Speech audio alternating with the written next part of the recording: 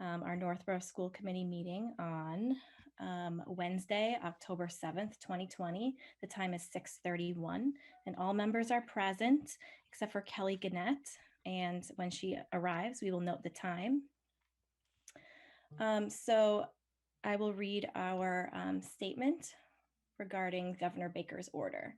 So pursuant to Governor Baker's March 12, 2020 order suspending certain provisions of the open meeting law, Chapter 30A, Section 18, and the governor's March 15th, 2020 order imposing strict limitation on the number of people that may gather in one place, this meeting of the Northborough School Committee will be conducted via remote participation to the greatest extent possible. Specific information and the general guidelines for remote participation by members of the public and/or parties with a right and/or requirement to attend this meeting can be found on the district website. For this meeting, members of the public who wish to listen or watch the meeting may do so in the following manner: either live streaming on the educational channel, which is Verizon Channel 29 and Charter Channel 194. No in-person attendance of members of the public will be permitted, but every effort will be made to ensure that the public can adequately access the proceedings in real time via technological means. In the event that we were unable to do so, despite best efforts, we will post on the district website an audio or video recording, transcript, or other comprehensive recording of proceedings as soon as possible after the meeting. All right, so our first order of business today is audience sharing. So as a reminder, the public is encouraged to participate in audience sharing. When you do so, we ask that you virtually raise your hand, and then we will promote you so that you may speak. Please include your full name and street address, and we are ready for anyone who would like to speak. It looks like Susie Sislica is first. Hi, everyone. I miss speaking with you live and then at the library. So I just wanted to say that I'm going to read a statement right now. As a parent of standalone students, I first want to give high praise to the teachers and teams that have been operating at the first and third grade level. They are doing a wonderful job.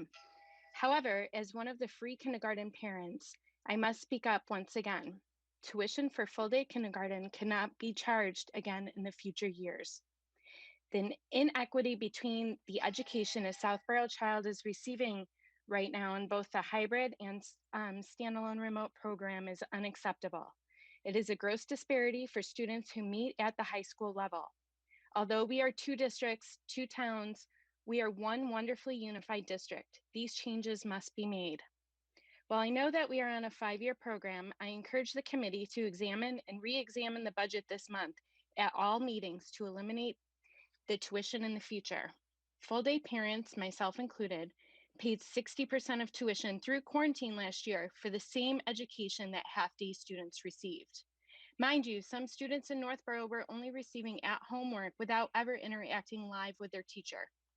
Now, with no tuition because of the continuing COVID situation, these students are still at a loss. Parents were not even given a full day option. The committee must find a way to eliminate this tuition going forward. It is not equitable nor best effort for the committee to continue down this path. As always, I'm available for questions and comments. I speak as a representative of the free kindergarten group tonight. I do not have a kindergartner, so I do want to give that disclaimer. But we have become kind of the experts and the go-tos for questions in this area. So I just wanted to say thank you for letting me speak tonight. I truly, truly appreciate it. And I really hope that you would consider what I had to say. Thank you. Thank you very much, Susie, for your statement today. Does anyone else in the audience have anything they'd like to share at this time?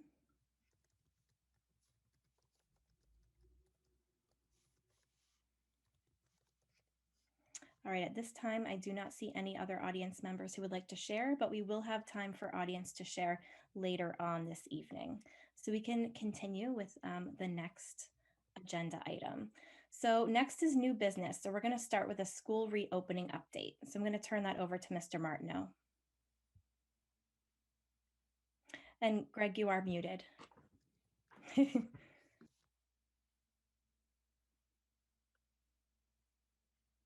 So thank you, Lauren. So I'm pleased to share with the committee and the community that the district had a smooth reopening, given all the unique circumstances. On Tuesday, September 22nd, elementary students began in-person learning, and on Tuesday, September 29th, our middle school students began their in-person learning. This evening, each principal will provide a reopening update from their perspective, but I do want to take a minute and thank all of the principals for their tremendous effort in reopening this September. I also want to thank our tremendous educators that we have in our district. We're very fortunate to have talented faculty and staff who are committed to students. And lastly, I just want to thank the central office leadership team, all of the directors for, again, the efforts in reopening. And at this time, I will turn it over to the principals who can give a brief update from their perspective. And why don't we start with Jennifer? Thanks, Greg. So at Lincoln Street School, everything's going very well, in my opinion. It's great to have the students back at school. And I can't thank the staff enough for creating an environment that's been so welcoming and awesome for our students. It's great to have everyone back in the building in the two cohorts that we have. So in cohort A, we have 119 students each day. And in cohort B, we have 110 students. And it's just been really nice to see them coming in, settling into the routines, learning the new way of life at Lincoln Street School. And the most positive thing for me has been looking out my office window and seeing the kids on the playground, having fun, smiling, and just hearing their voices on the playground. It's great to have them back. I just want to thank my staff and central office for all of their support. The custodians did an amazing job helping us to be ready to open, and you know, things have been going really well. Everyone's settling in. We've had our first professional development day. We've started to partner with our sister school, which is Peasley, this year to help our teachers collaborate, and it's just been really great to finally be back, and I'm looking forward to things continuing and everyone remaining healthy and safe, and we're looking forward to a great year. All right, and Amy?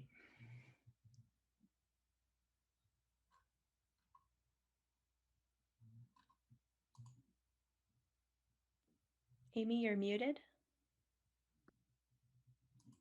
There we go.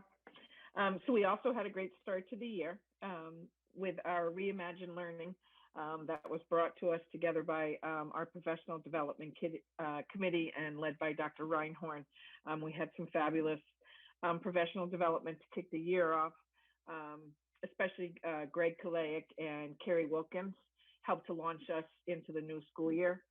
We've continued that collaboration with our fall professional development last week, and Proctor AMD School are partnering as sister schools, and then we'll reach across to also partner as 4 schools with Peasley and Lincoln in the future as we start to discuss and dig into more instructional curriculum areas.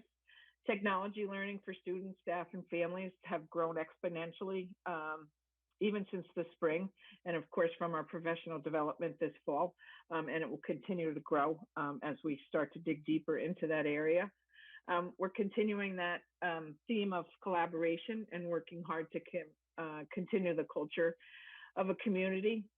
Although we might be in 2 different models, the hybrid and the standalone remote model, you know, we're moving forward with, you know, many things that we've done in our regular years. Not even sure how we frame it anymore. But we had our first PTO meeting. PTO also supported the school and the teachers in kicking us off with a breakfast. We're going to continue our walk and bike to school opportunities, and also offer that to our SARP, something in their neighborhood that they can also bike and walk and exercise with family. We'll continue to support this October event that we have the last 2 years. And we're moving forward with our virtual fall book fair, as well as a virtual read aloud night, which has always been something special for the Z community, and we want to try to keep that alive. And again, thanks to all teachers and central office staff for and families and children for just putting their best foot forward, being super supportive in this environment, and just look forward to many more, months getting better and better as we move forward.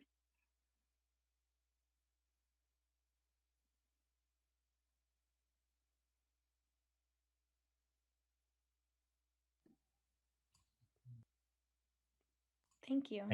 Thank you, Amy. So I just want to let the committee know that Alana Sear will not be joining us this evening. She lost power as a result of the storm. So at the November update, we'll have her share her perspective.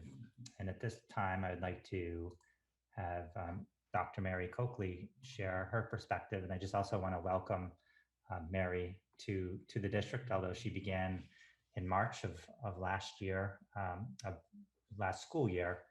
She's been a wonderful addition, and it feels like she's been in our district for many years. So welcome, Mary, and thank you for all your work.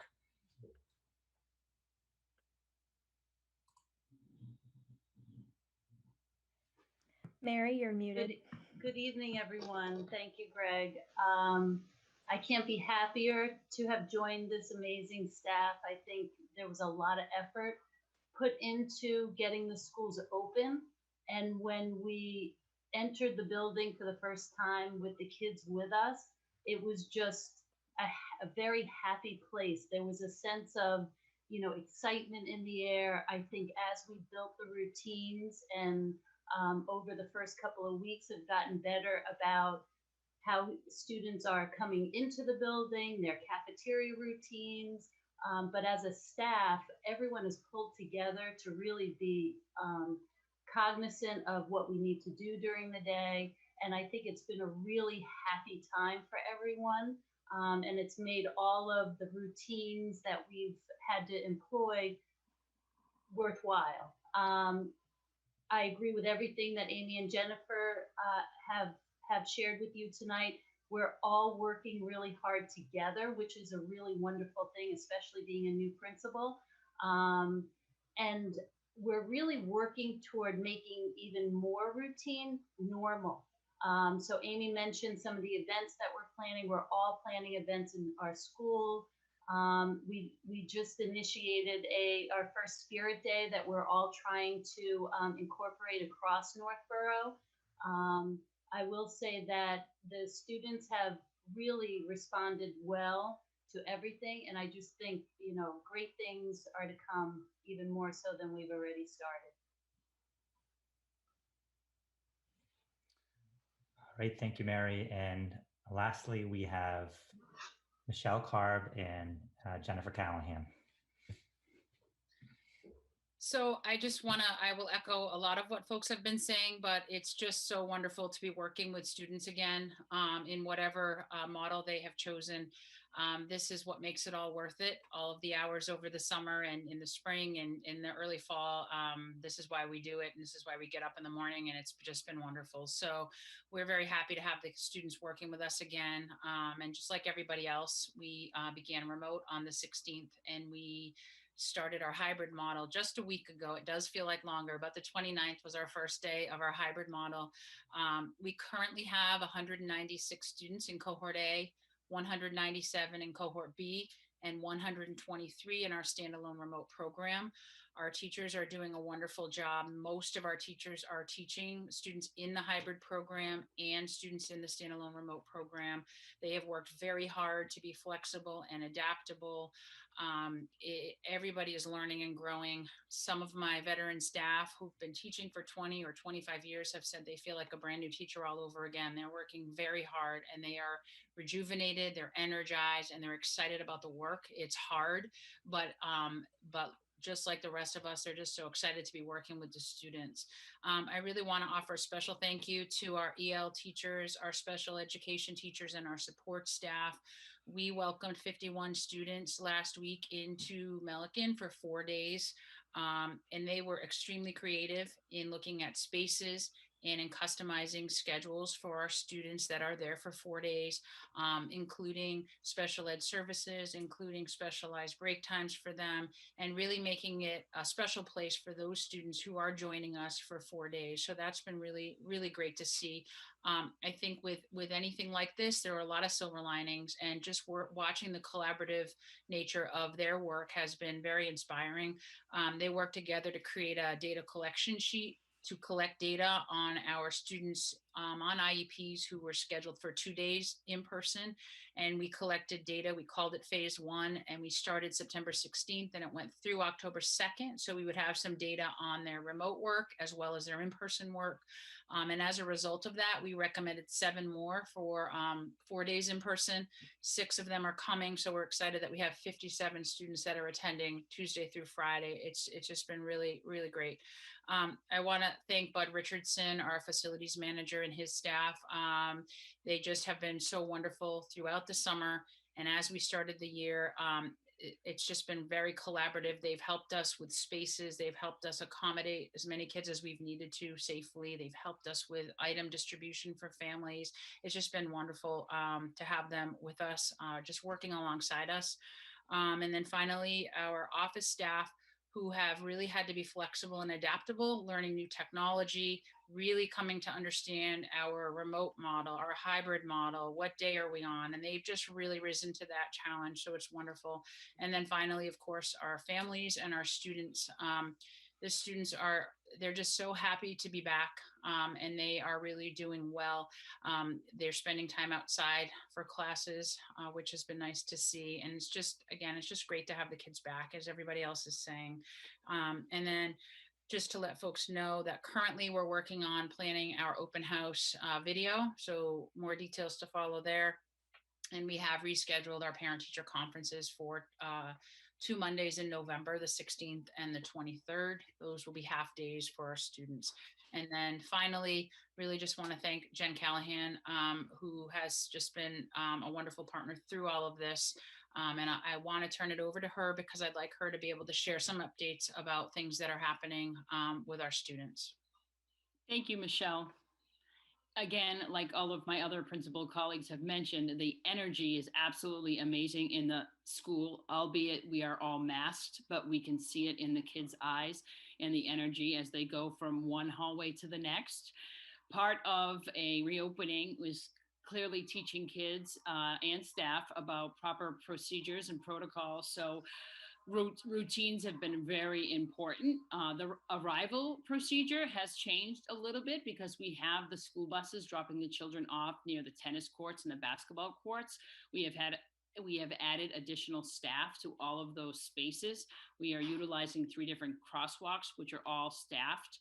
And I would like to thank Keith Lavoie and Jean Pinto because the busing, knock on wood, so far has been absolutely fantastic. Kids are really getting picked up and dropped off, and there's a comfort level there with parents, and they have been very appreciative of that. So we continue to keep our students safe with the arrival procedures. Now lunch looks a little bit different. The children are all sitting in desks in the lunchroom, but what we did pilot last week is showing movies. The children are going to have an opportunity to choose a movie. They're putting it into a bucket, and we're going to pick out of the bucket a school appropriate movie for each of the cohorts each day. So they really just have been sitting and eating their lunch. Midway through the lunch, we do give them the opportunity to go outside for brain break, which has been great. They're getting that fresh air, a chance to talk to their friends, socially distanced and with their masks on still. And again, it is about practicing and teaching them. And we really have adopted the motto, be kind and remind, because it's new to all of us. It's hard for adults, never mind students, that it's in their nature to be social creatures. So we have helped them along the way. We have had a great time in the lunchroom. The lunch options have been fantastic, and the free lunch has really been taken advantage by all the students. We have had a nice showing of kids getting the lunch that's provided by the school, and they have been very complimentary. So again, kudos to our food managers. And then lastly, our dismissal procedure, again, is a little bit different. We are trying to go by different floors, and again, trying to use the rule of a right in the hallways to just make things a little bit smoother as they exit the building. Teachers are walking their classes out down to the platform, and we are working with the parents. We have a lot of new families, as you know. Families are transitioning to the middle school, so that sometimes can be a little bit scary and nerve-wracking. So I have become the chief of staff of parking and procedural rotations in the parking lot, and it's been a great experience. And we're teaching the parents about using 2 lanes, and it's been going well, and kids are getting on the bus, and we're getting kids to the crosswalks. So it has been a great start. And again, it is so wonderful to see the energy in the building, to see the kids utilizing outdoor teaching spaces. Teachers are taking the children out. They're using the teaching spaces like the outdoor classroom in fields that we have assigned, and they are signing out each day. So the energy is there, and we are really happy to have them back in, and we hope this continues for many more months. Thank you. Thank you so much to all of our principals. I just want to pause here and see if anyone has any questions for our principals.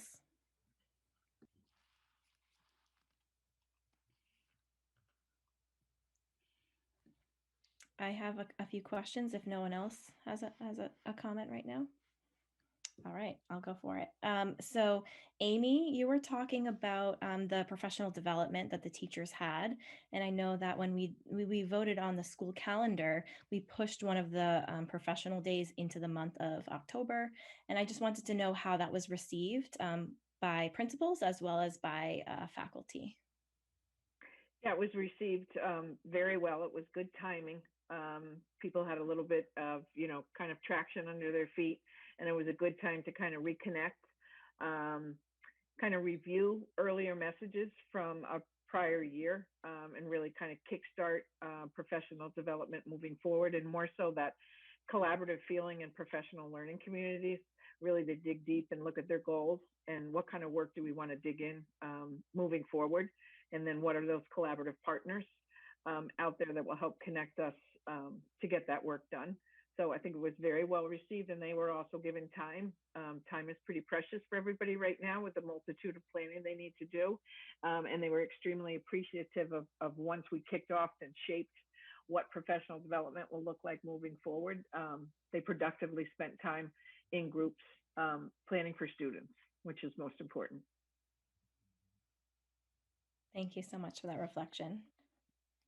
Any other principals want to speak to that? The feedback that I received from my staff was great. They were very appreciative of the time, as Amy said, and they thought it was nice to finally have a sister school to partner with and additional thought partners, which has been super helpful. They're looking forward to moving forward and planning collaboratively and sharing some of that responsibility as they work on different lessons to meet both students at home and in the classroom. So they're excited to have other people to talk to share their thoughts or maybe some of the things that aren't going so well either, and just have additional people to talk to or reflect with and plan with has been appreciated. Thank you for that feedback. That's very helpful. I did have one follow-up question about masks. I know we had discussed, will masks be difficult for especially our youngest learners? That was a point of conversation this summer. So I just wanted to touch base. How did it go? How is it going? I'll start. I'm absolutely amazed that I'm hardly ever reminding people to put their mask on.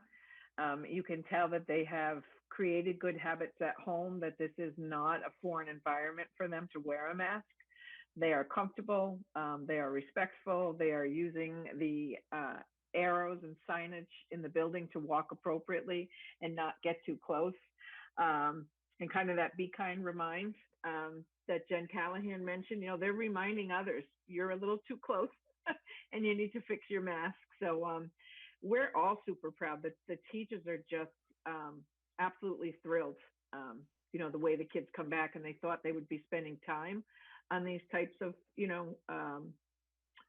routines and they're having to spend less time on these routines because kids are just comfortable and they know what we need to do to be safe. So it's really great, and I think it goes to show what a nice job our families have done preparing them for this, and then partnering with us moving forward.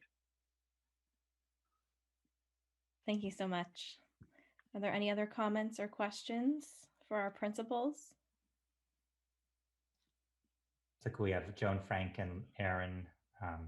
Oh, I forgot to look at the participant list. I'm sorry. I will get right on there. Joan, you are up next. Thank you. Okay, thank you, Lauren.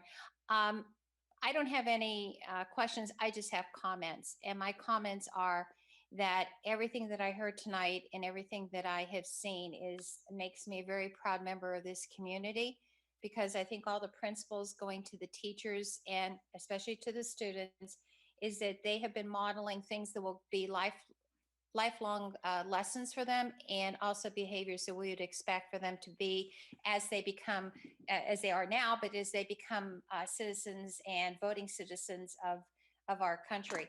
They've shown collaboration, cooperation, never stop learning, and that you need to adapt to new situations at any time. You guys are all modeling good behavior and showing what is the social and emotionally behaviors that are acceptable into our community. And I think that what I see from you tonight is what you take into your buildings and into your leadership and impart that upon the teachers, and then the teachers imparting it upon the students. So I am so glad of all the new strategies that you put into place. There isn't a college course that you have taken that has led you into this time. And it's by the collaboration, the sister schools, that makes me a very proud member to say that I am a member of the Northborough community. So from the bottom of my heart, thank you. And please tell the students, gosh, I'm really proud of them. They put a smile on my face. Thank you very much. Thank you very much, Joan. Erin.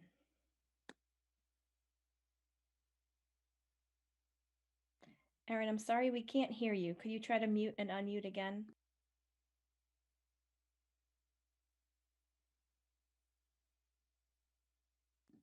I'm sorry. Unfortunately, we're having technical difficulties. Erin, if you'd like to type something in the chat, I'm happy to read it for you. You're all set. Okay. I'm sorry you're unable to at least participate with your voice. So through the chair, Lauren? Yes. So just a couple of closing comments around reopening.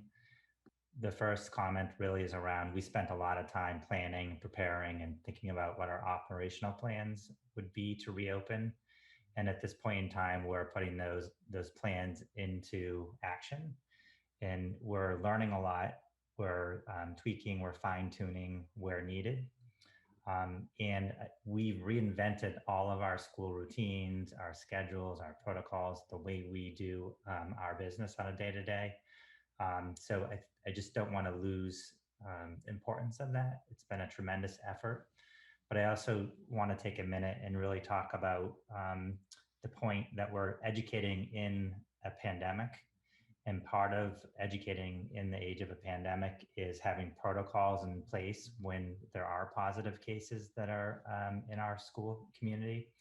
I just want to give Mary Ellen Duggan a couple minutes just to talk about what is our protocol as a district to respond to positive cases, just to bring some clarity around the response, and also to answer any questions the committee members may have. So this time, I'm going to turn it over to Mary Ellen.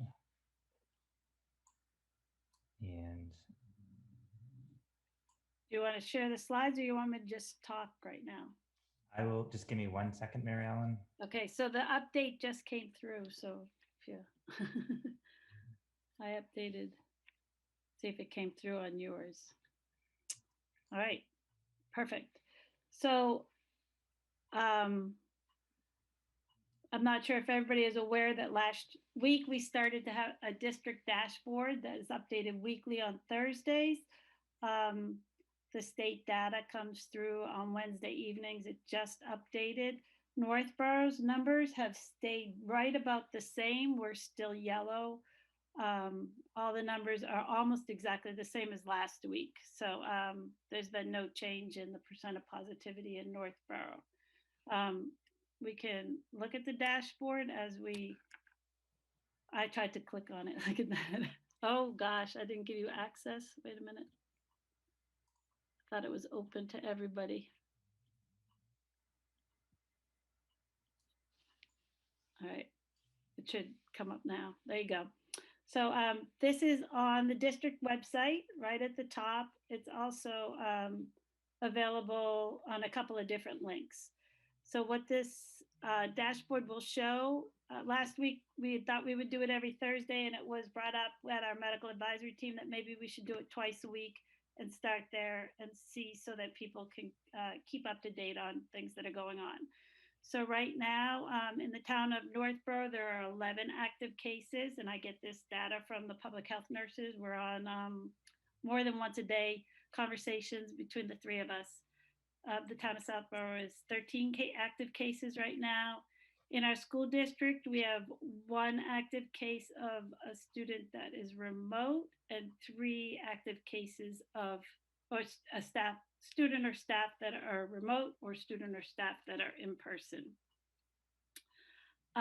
The change here that you see in the Northborough, I just updated it, so there was no change at all. That was the report that just came through. Usually it's updated at 6 p.m., but it just came through around 6:55 tonight. So Southborough actually is red. I haven't gotten to update that, but they have had a lot of cases this week. So they are in the red zone this week.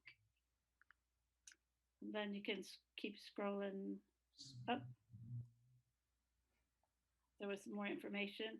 And then this chart here, it gives you a total number of our students who are enrolled in our district, the total number of staff members that we have, and the nurses track all of the students that are symptomatic at home or at school, and what our results were from them. We track anybody who's a close contact, anybody who's in quarantine, anybody who's in isolation.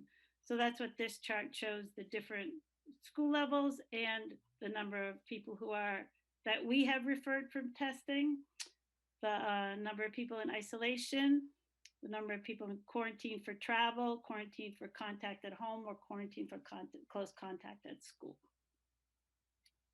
So, and then it just goes into the definitions of isolation. I think this week on our dashboard, when it gets updated tomorrow, you get a sneak preview right now, but when it goes live tomorrow, that we will probably put some kind of notice about travel over the long weekend to remind people what our travel restrictions are for returning to school if you leave the lower risk states. So I think that's always a good reminder.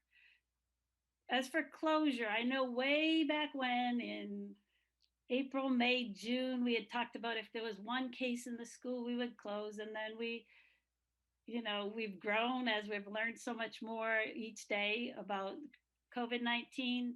So we do have guidelines for positive case or multiple cases in the school district. And those guidelines have been there since August, and they are on the Appendix A and the school opening website that has all of our guidelines on it. So our guidelines are if there is more than one unrelated confirmed COVID-19 case of students or staff in a school at one time, or if there's a series of single cases in a short time span, the COVID response team, which consists of administration, our medical advisory team, our school physician, and both Board of Health nurses, will be activated immediately and meet and to determine if there is in-school transmission that's happening. So really that's what we want to be aware of, if there is transmission of the virus happening in our school buildings. We have all of these mitigation strategies in place to hopefully prevent that. And as of right now, we have had no in-school transmission. So that would be what would happen. We would meet, and if there is suspected in-school transmission beyond one cohort or a small number of cohorts, again, the COVID response team would be activated, consult with the Board of Health, and propose next steps. So I'm sure you've heard of some school districts closing for 1 to 3 days. Sometimes that's because they need to do contact tracing and haven't had time to do a complete contact tracing, or if they're deciding that the building might need to be have a deep clean. Our buildings are cleaned, deep cleaned regularly every evening. So that would be one thing that we would have to do, or to, like think about our mitigation strategies and how we would go about this. Each positive case is individual and needs to be treated individually. If we don't know where the person was exposed, or if we do know that they were a close contact of somebody that had it. So each case is treated individually. So the options are we might close for a short amount of time, or we could close for the 14 and quarantine the whole school for 14 days to see what, and then start anew. The next, so if there are multiple cases in multiple schools, so if this would happen, again, our COVID response team would immediately be activated with the local Board of Health and decide what the next steps would be. Were these cases related, or are they single cases everywhere that have nothing in common? And that would guide what our actions would be, what we determine when we do look at each case and find out what's happening. So that is how we would determine. I know the state has their weekly map that they update on Wednesday evenings that shows the color. The color really is showing what's happening in our town.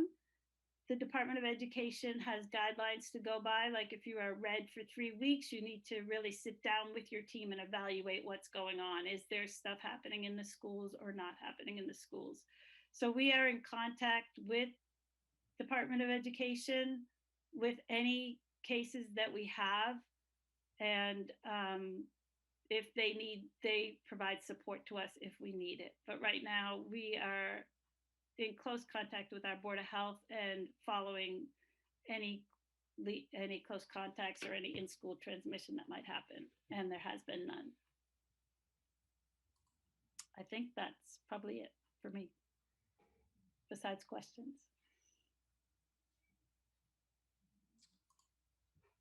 Thank you, Mary Ellen. You're welcome. Are there any questions for Mary Ellen at this time? Joan?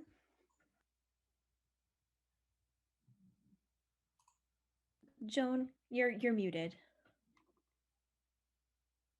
Very important. Thank you.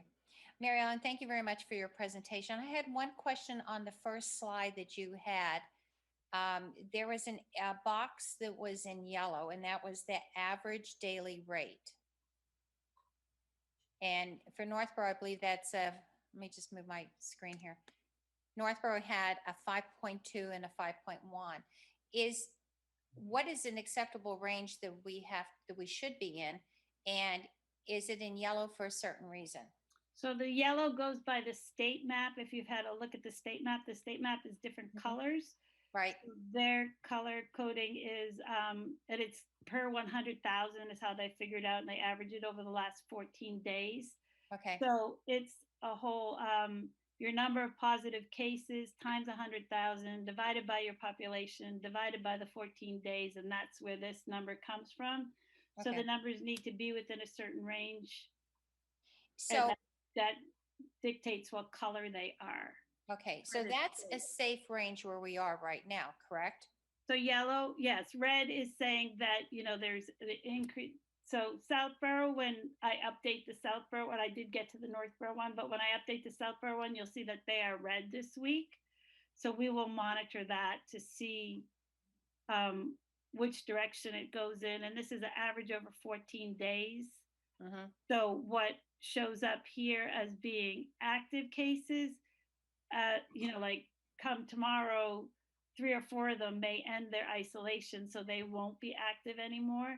So the numbers vary daily with what this shows and what the active cases show for each town.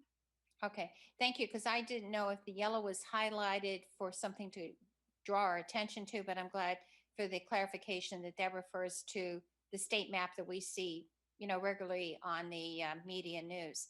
Greg, if you can link, you can click on the link. The title is a link there. Mm-hmm. So this is, and then click on the October 7th. But maybe the public health report for October 7th, the top link. It's not active. Oh, sorry. Okay, so in my next, may I have another question, Madam Chairperson? Yes, of course. So how often, I noticed that the date says 10/1 to 10/7. Is this a weekly thing that you do on this So public screen? We just started it last week, last Thursday. And we had thought we were going to do it weekly. And when the medical advisory team met, they thought that maybe we should do it more than weekly to give people information. So we decided we were going to do it on Mondays and Thursdays starting this coming Monday. Okay. And again, can you just repeat where that link can be found? I think it would be helpful for the public that's watching and even myself. It's right on the district homepage. Okay. And it says COVID-19 dashboard. The dashboard. Okay. Hey, thank you very much. You're welcome. Okay. Great job. Thank you, Joan. Next is Kelly. Thanks, Mary Ellen, and everyone for your hard work. It's been great. Question about when it says school district, I just want to make sure. So this is Northborough and Southborough, correct? It's not just Northborough.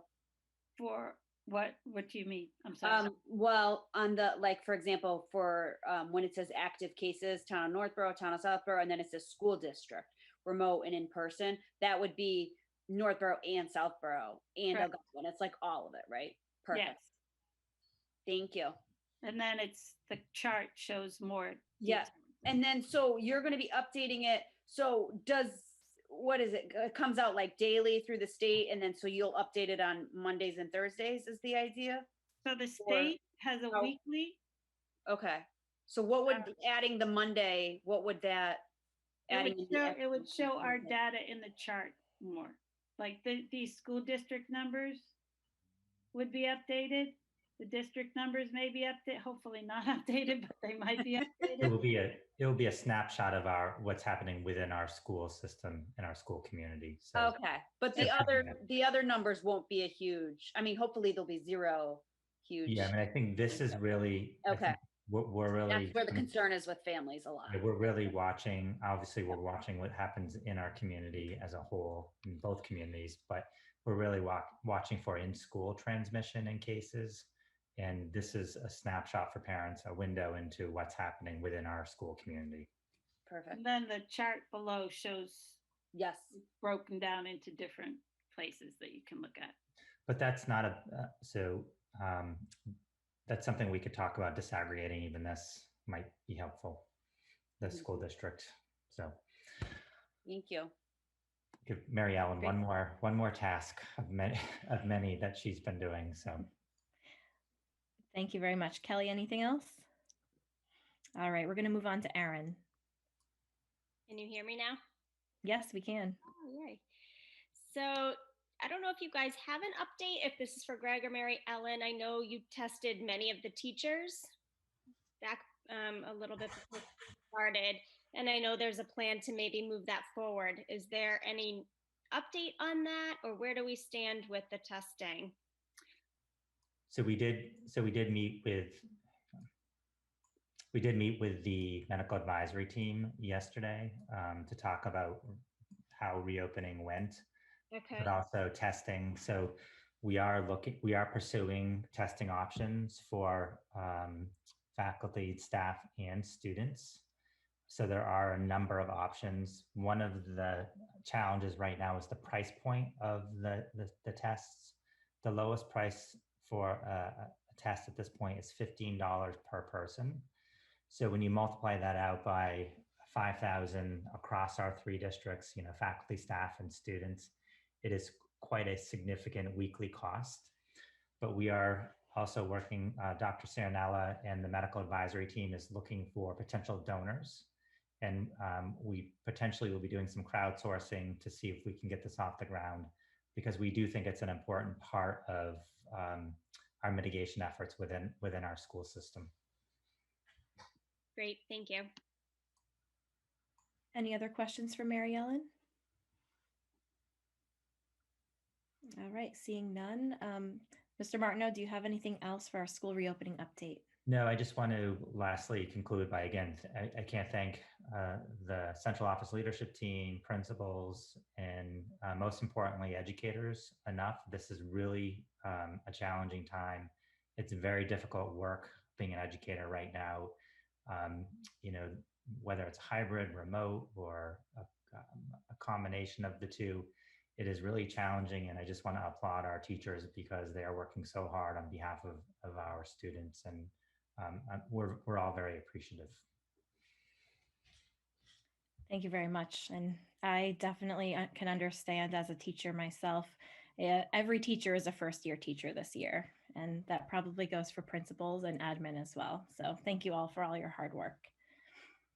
All right, we're going to move on to our next item of new business, which is our school bus transportation update. Sure, I'll just say a couple comments. First, this time last year, a lot of the conversations the committee was having was around transportation and the challenges we were facing.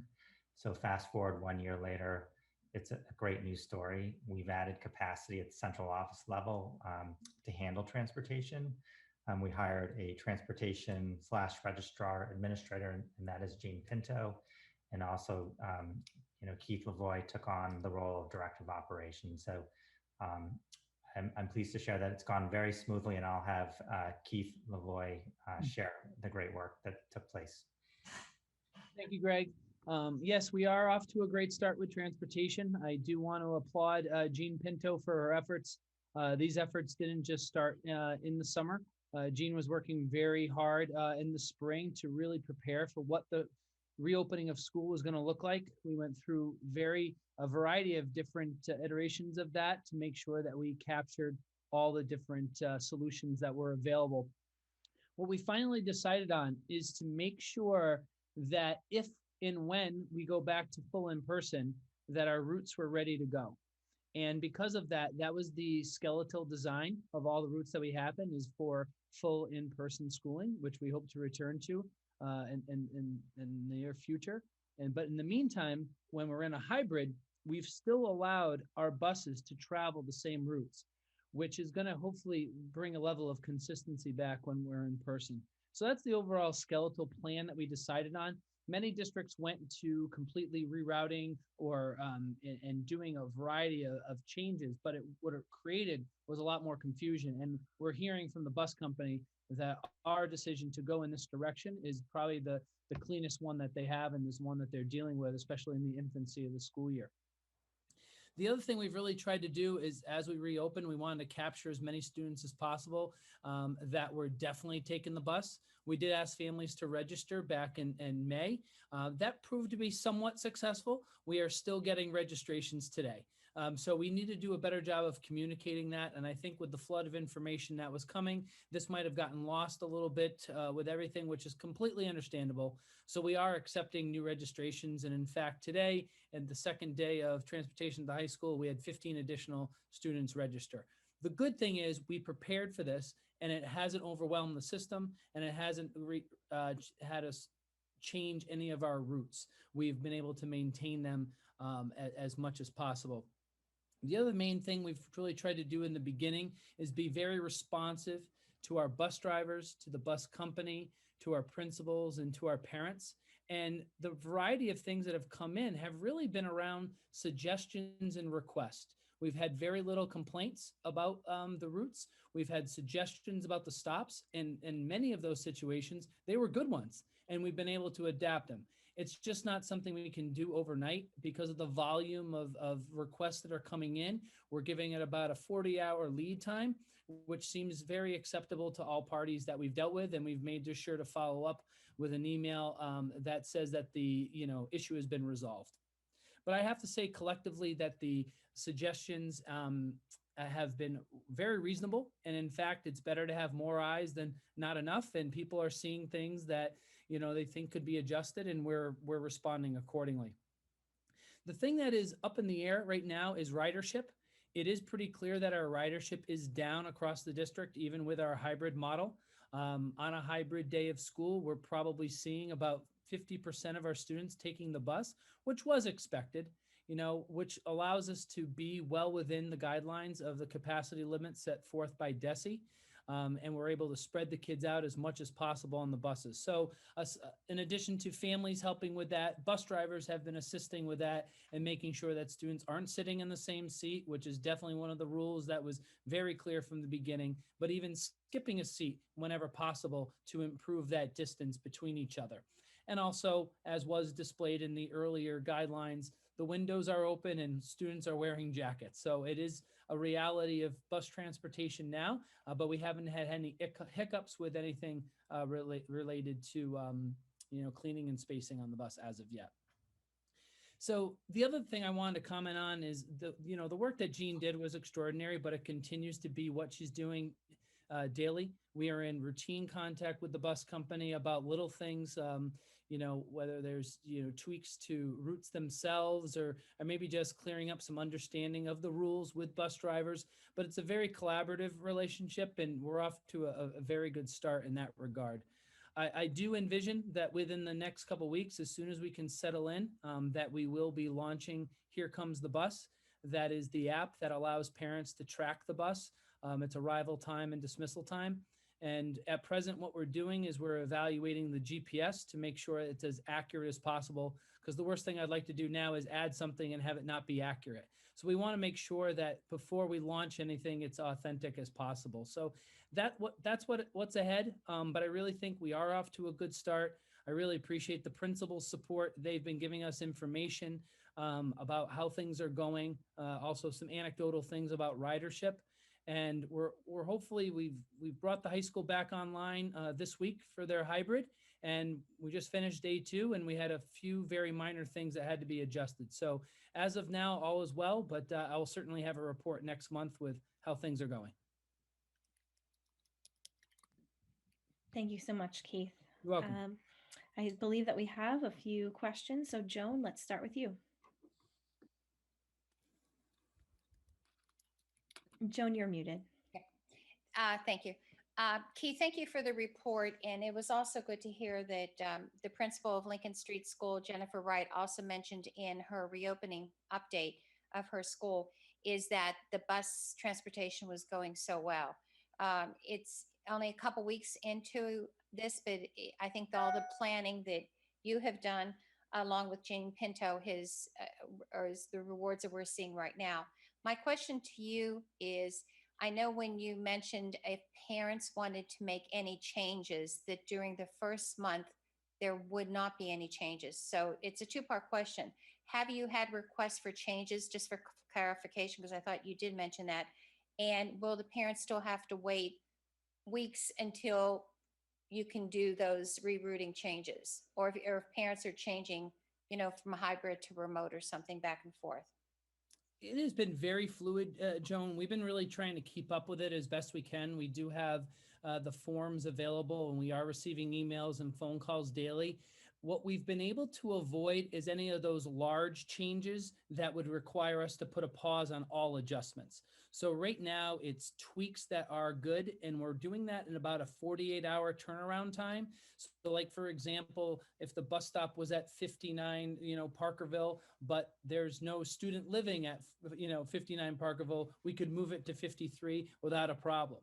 Those are the types of things we're able to do, and that's why it's good to kind of get that feedback. But before we're making any changes, we don't want to make a change and then have a trickle down effect. And I think that's why we put it in place to hold them as much as we can. But if we see it as a no harm type adjustment, we're able to make that, within pretty good turnaround time. Okay, thank you very much. Welcome. All right, next we have Erin. So thanks, Keith, for the update. I know just talking with people in the community, there's been very little issues with the busing, and people really appreciate that. Off topic, a huge thank you to you for the NEDP rollout. I know a lot of families are so excited about that. So great job on that. I hope there's enough enrollment. I know that's one concern. Are we getting there? But thank you very much. I know that was a huge undertaking, and a lot of families are very appreciative of that being able to be rolled out. So great work. And a huge credit to the NADPT staff. They were amazing. We've been partnering them since the spring about different options, and things kind of came to fruition. It was great. They were able to secure a location. We were able to put it together. They got the certification they needed to make it happen, and they've moved rather quickly on this. So I think people, I don't want to understate the amount of work that they did to get this launched, and I'm glad we're able to give this offering to the community. That's great. I know it was very well received. Good. Through the chair, just a general comment around the extended day program. So obviously they too are struggling financially as a result of the pandemic. They have low enrollment. So we are collaborating with NEB, their extended day program, around their finances and trying to support them. So obviously it's in our best interest that they continue to offer services to our families. So at the November school committee meeting, we will probably be bringing some more information about how we can support their work. Thank you so much. Any other questions for Mr. Lavoie? All right, seeing none, we are ready to move on to our legislative update. So just an update, about a year ago, the Student Opportunity Act was signed into law by Governor Baker. And as part of that law, it increases funding to education by $1.2 billion over a 4-year period. So just a couple points of that we want to keep an eye out. First, as part of the Student Opportunity Act, special education transportation reimbursement was part of that law. Again, we don't get reimbursed on transportation for any of our students, but the Student Opportunity Act would allow for special education transportation to be reimbursed, which is a significant dollar amount. So that's one area we want to keep an eye out. And the second is that as part of the Student Opportunity Act, there's a component that Section 21 of the law needs to be reviewed. And basically that is the hold harmless provision for school districts. So there's a hold harmless provision in Chapter 70 that basically says if your foundation enrollment goes below a certain amount, that you will not have state aid reduced to that foundation enrollment amount. So that is something they're discussing and studying. There is a survey that school committee members can fill out. It's online, and I believe I added that in the meeting agenda. But again, as we get more information, it's something that we need to pay close attention to, because if the hold harmless provision is removed, it could significantly impact our Chapter 70 funding for the town of Northborough. Thank you so much. Yes, the link is in the superintendent memo. So I encourage all school committee members to take the survey. Any questions for Greg or just comments about the Student Opportunity Act? Joan? Yes, I'd just like to add one thing. In looking at the small little write-up that Greg gave to us, it also said for school committee members, there's a deadline of October 16th, 2020 to finish that survey. So I would definitely make sure that we all complete that survey by that deadline date. Thank you so much, Joan. Any other comments? All right, seeing none. Now it's time for our school improvement plan presentation schedule. Sure. So last spring, the school committee voted to adopt a new strategic plan, Vision 2026, Educate, Inspire, and Challenge. And part of our work really is aligning our school improvement plans to the strategic plan. So last year, there was a study group that worked on this alignment, and this year is the implementation of that alignment process. And Dr. Reinhorn will just give a quick overview of what to expect, because a few things have changed, and I just want to bring it to the school committee's attention. Okay. Greg, do you want me to share it, or will you? Does this work, Stephanie? Or you can share it? I'll stop sharing my screen. Okay, I'll share.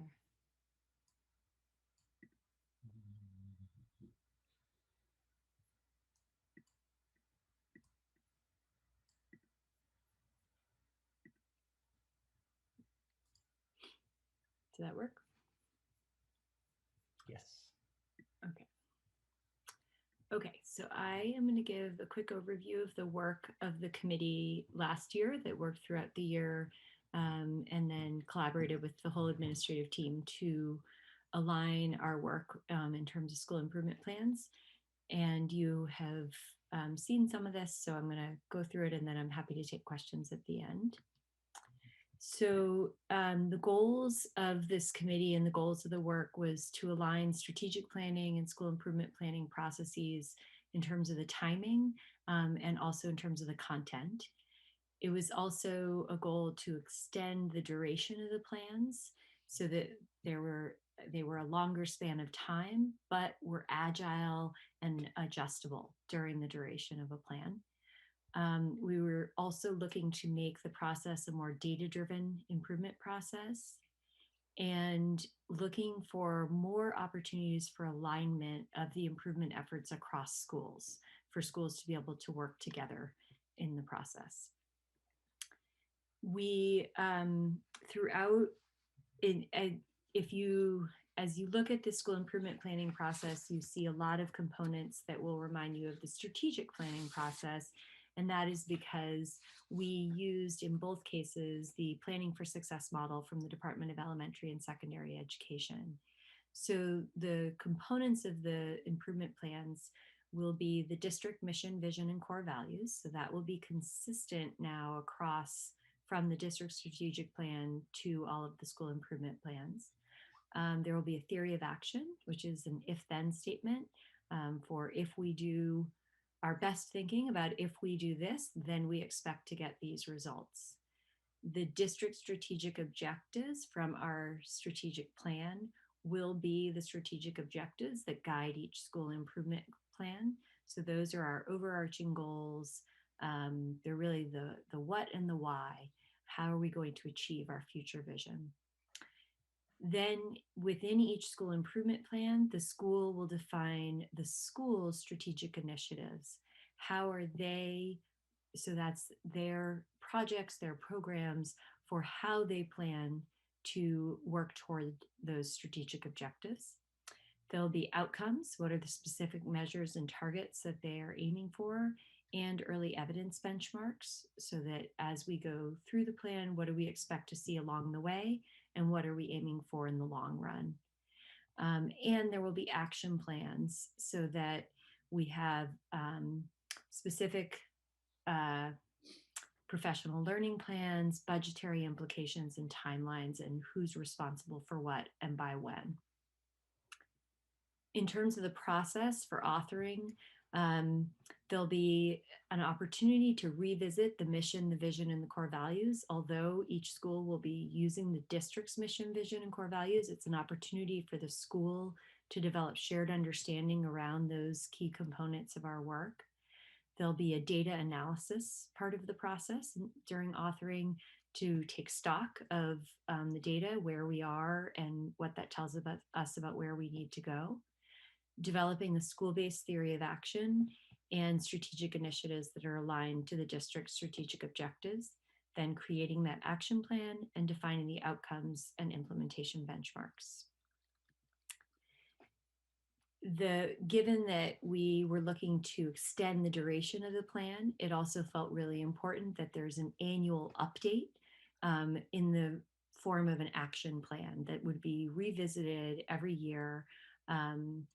And there might be some things that are extended and continued. There might be others that are completed, but it would be a chance to update the action steps, look at the early evidence of change, what is the adjustments that need to be made to the plan and to the professional learning. And this is part of the way that we provide for the agility in the plans and the adjustability from year to year.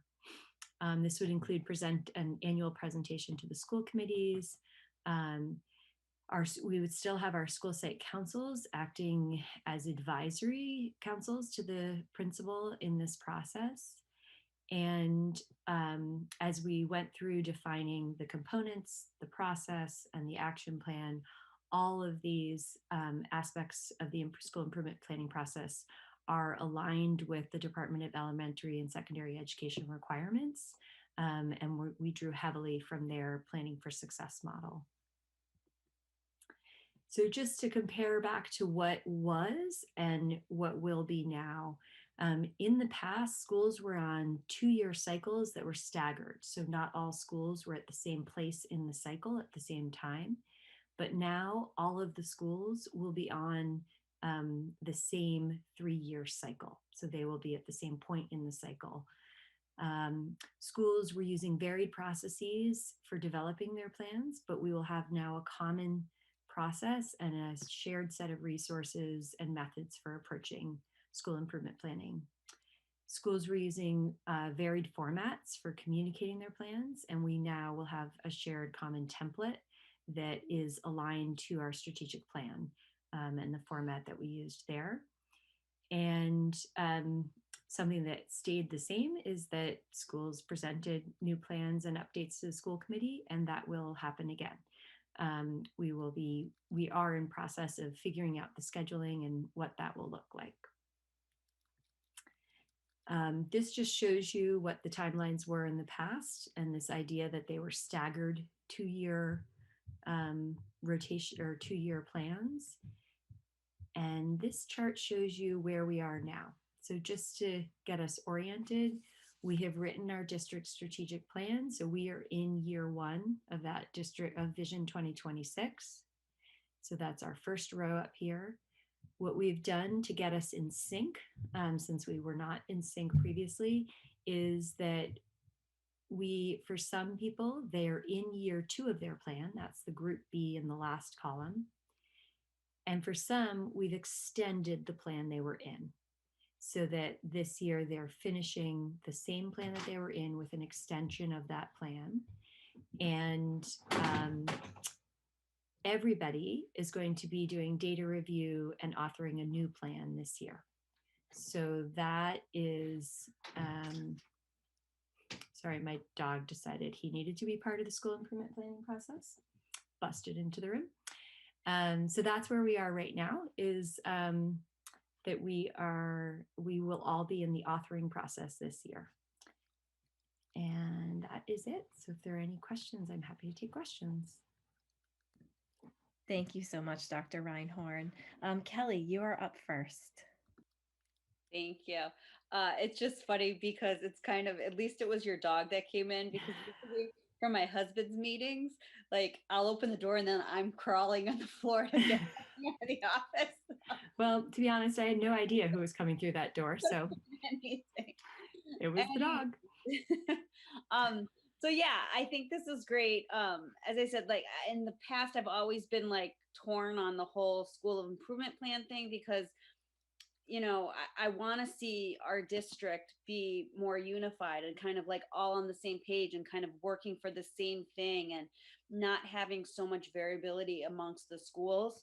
So I'm glad to see that there is going to be some more consistency among this. As much as I love the differences of all the schools and what every school brings, the uniqueness of it, I mean, for the kids' sake and for the students' sake amongst like going forward, like it would be nice if they all have the same foundation and the same stuff. And so in experiences, because I know that's a big thing too, is that, you know, one school might do, you know, field trips at this place and one might do other things. And so I just hope that we can continue to move towards unifying and I don't know if simplifying is the word, but kind of getting everybody kind of in the same experiences. So yeah, I think one of the things that the principals in particular were very excited about as we were developing this process was the opportunities for collaboration, to be able to write their plans in the same year and actually intentionally have shared goals and therefore be able to have shared professional learning. But you know, hopefully we're also finding the right balance, that they will not always need the exact same thing. And so there will be times that they can also have different strategic initiatives. Yeah, and as bad as COVID is, I mean, I think it's taught us a few things, and it's kind of jump started us into a few different directions. And I'm liking the sister school, and I think that it's a lot of the teachers, I've heard positive things about collaboration, and even just sharing the teachers. It's kind of nice to see. I mean, my kids are Proctor's students, as most people know, but uh, this year they have Z specialists. And so it's kind of fun to see what the other schools and the specialists have, and great staff we've got over there. Amy, great specialist so far. So. Thank you so much, Kelly. Joan, you're up next. Yeah, Dr. Reinhardt, thank you for the presentation. And I echo the same sentiments of Kelly, is that we're going to have unity among the school improvement plans. My question is, because you will probably have the school council meetings will be virtual, is that correct? The school council meetings? Yes.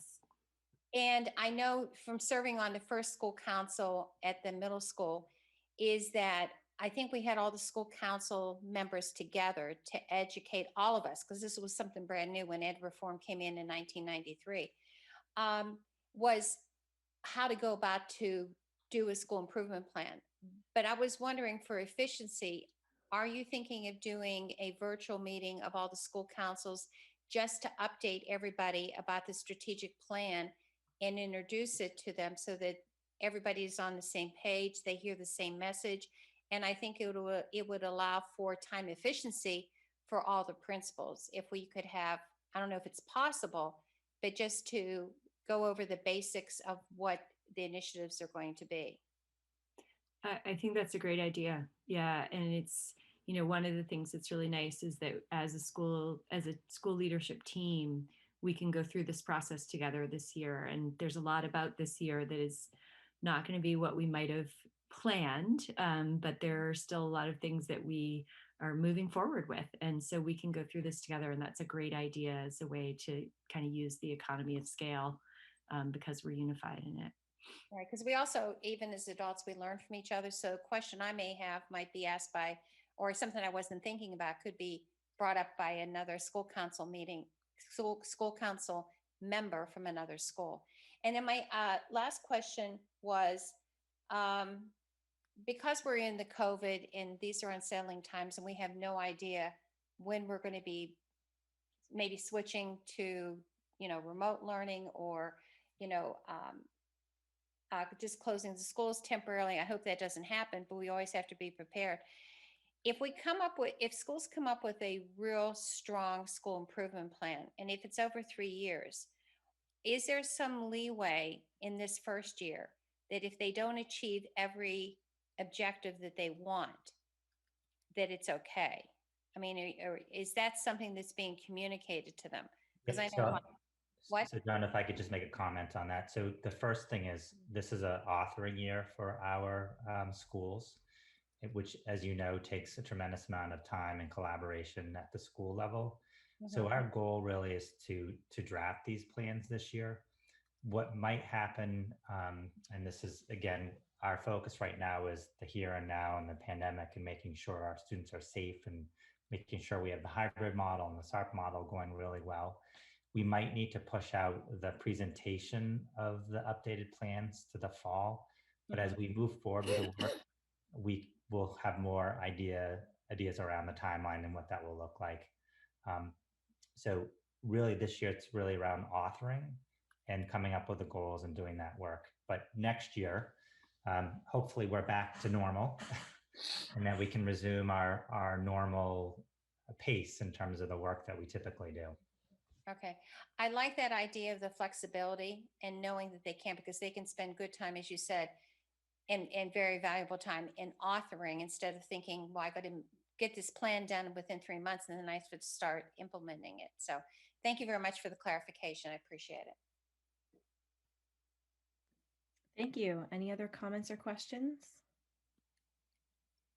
All right, Dr. Reinhorn, thank you so much for your school improvement plan schedule update. So we're going to move on to our next item of new business, which is the MASC and MASS Joint Conference. So we have a couple of things that we have to do tonight. First, we're just going to review the conference, the changes this year, the resolutions, and then we can appoint a delegate. Um, the conference this year will be held on Saturday, November 7th, and it's going to be at 1 p.m. and it will be a virtual conference this year. And the delegate who we nominate tonight will get instructions from MASC on guidelines on how to vote electronically. And so I would like to turn it over to Joan. And Joan, I believe that you have just the list of the 10 resolutions that the delegate will be voting on. Yes, and I saw that, Greg, can you pull that up on your screen too? It was some of the materials that were linked to your superintendent's, to the open meeting for tonight. And just through the chair, before I share the screen, could I make a recommendation that we dismiss the principals if they so wish? I think they have some lesson plans to work on. Absolutely. I think that's a great idea. And principals, we thank you so much for your time. And we realize that you have a lot on your plates right now. So I hope you can get some rest instead of turning towards your computers. Thank you so much for all your time. Thank you. Nice to see everybody. Thank you. And directors, you're not off the hook. Sorry. Lauren, that was very well said. Very well said. Thank you, principals. All right, thank you. And then, so Joan, whenever you're ready, and I see that Greg is sharing his screen, if we could just maybe just briefly, just hit each of those resolutions. Okay, and these resolutions are ones that are brought up at the delegate meeting and people vote for them. You can see that the first one is the resolution on MCAS and high stakes testing. And they're taking a position of opposing high stakes testing, including MCAS. And that was submitted by the MCAS Board of Directors. Resolution number 2, submitted by, again, the MASC, not MCAS, MASC Board of Directors, is COVID-19 funding. And it's seeing to, again, I don't think I have to reiterate what that one would be. Resolution number 3 is school committee anti-racism resolution submitted by the MASC Board of Directors, where they're asking the schools to have the responsibility to equip students with their civil right of obtaining a free and appropriate public education. Resolution number 4 is lowering the voting age for municipal elections, again submitted by the MASC Board of Directors. And it says that the right to vote is elementary to democracy and that the right should be protected and guaranteed to all qualified citizens. And they're looking to that whereas the 16 and 17-year-olds possess the same critical and analytical intelligence as 18-year-olds. Then the next one is resolution number 5, supporting increased federal support and stimulus funding for public K-12 education, supported by MASC Board of Directors. And I will not go, we know what that one would be. Resolution number 6 is retention of Medicaid revenue, again submitted by the MASC Board of Directors. And they're just looking here to, through the expansion of the Medicaid program, more families in economic distress gained access to health insurance and subsequently affordable health care. That's resolution number 6. Number 7, again supported by the Board of Directors, is attempts by the United States Department of Education to direct funding to private schools.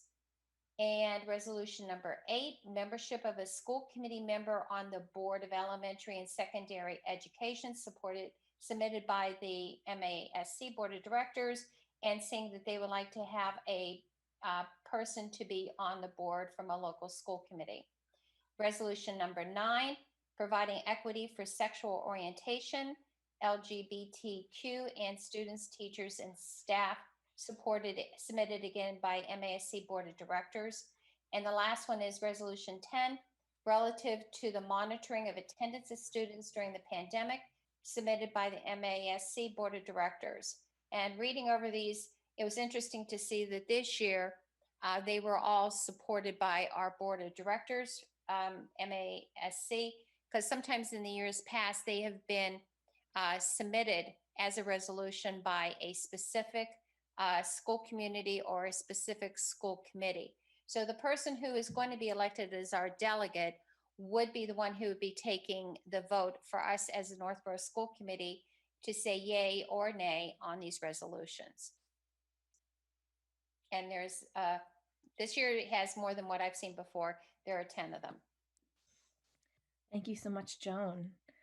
So before we appoint a delegate, I'm wondering if anyone has any interest in attending the November 7th, 1 p.m. virtual delegate assembly. Come on. I don't mind volunteering. I've actually never been able to attend. It's usually during, it's often during the working day. The conference is usually during the school day. So I don't mind going virtually. I would like, Madam Chairperson, I'd like to make a nomination. Absolutely. I'd like to nominate Lauren Bailey to be our official delegate to the MASC conference on November 7th, 2020 as our virtual delegate. I'll second that motion. Kelly Gannett. Excellent, thank you. So we have a motion on the table to nominate myself, Lauren Bailey Jones, as the delegate to the MASC Delegate Assembly. We have a motion and a second. Any further discussion? All right, our first roll call of the night. So Joan Frank? Yes. Erin Tagliaferri? Yes. Kelly Gannett? Yes. And myself, Lauren Bailey Jones, is a yes. All right, I'll be there on November 7th. Yes. I see on the official delegate form, we also have to have an alternate voting delegate, just in case something, it's like the vice president, just like tonight, one heartbeat away. Would anyone like to be my standby, just in case? I can do it. Thank you. Do we have a motion? I would like to nominate, Madam Chairperson? Yes. I'd like to nominate Kelly Gannett to be our alternate voting delegate for the MASC conference, November 7th, 2020, and to vote in the yay or nay, the resolutions. A second, Erin Tagliaferri. Thank you. We have a motion and a second for Kelly Gannett to be, I guess, second in line to attend the conference. So this will be a roll call vote. Joan Frank? Yes.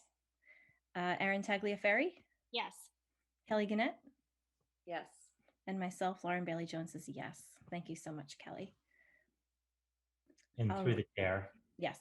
I could just point out that on that same day, there is a keynote session on equity, which is obviously a theme of our district. And that is a free keynote, and that begins at 10 o'clock.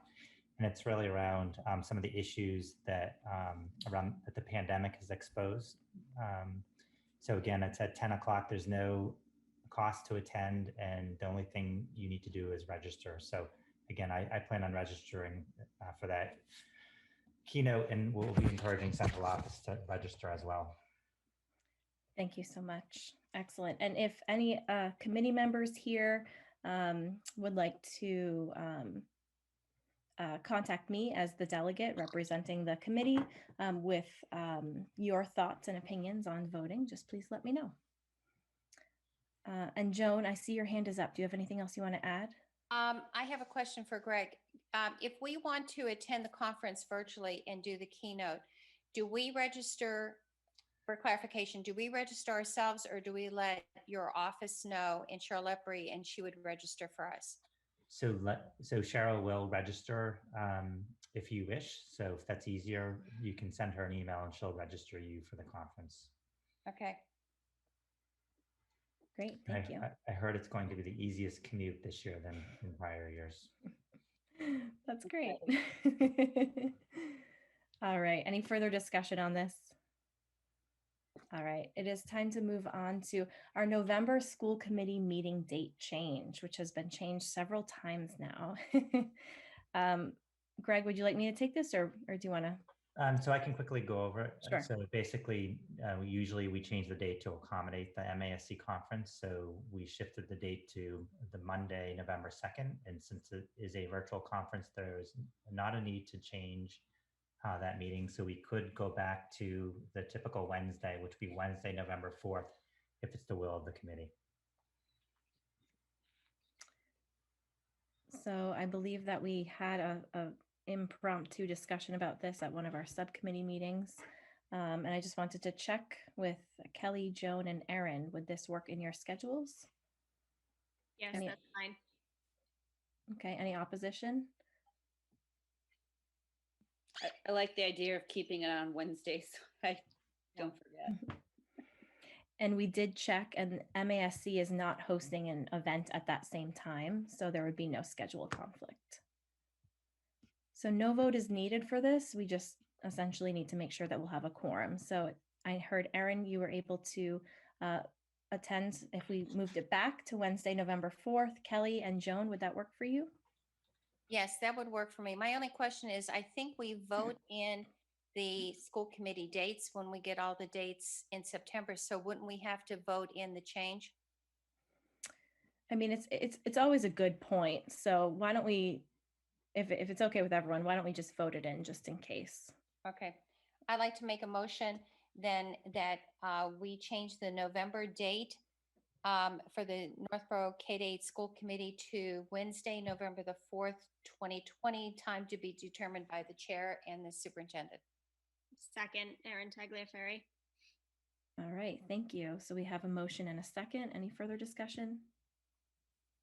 All right, this is a roll call vote. Joan Frank? Yes. Erin Tagliaferri? Yes. Kelly Gannett? Yes. And myself, Lauren Bailey Jones, is a yes. It is unanimous. So our November meeting will be on Wednesday, November 4th, 2020.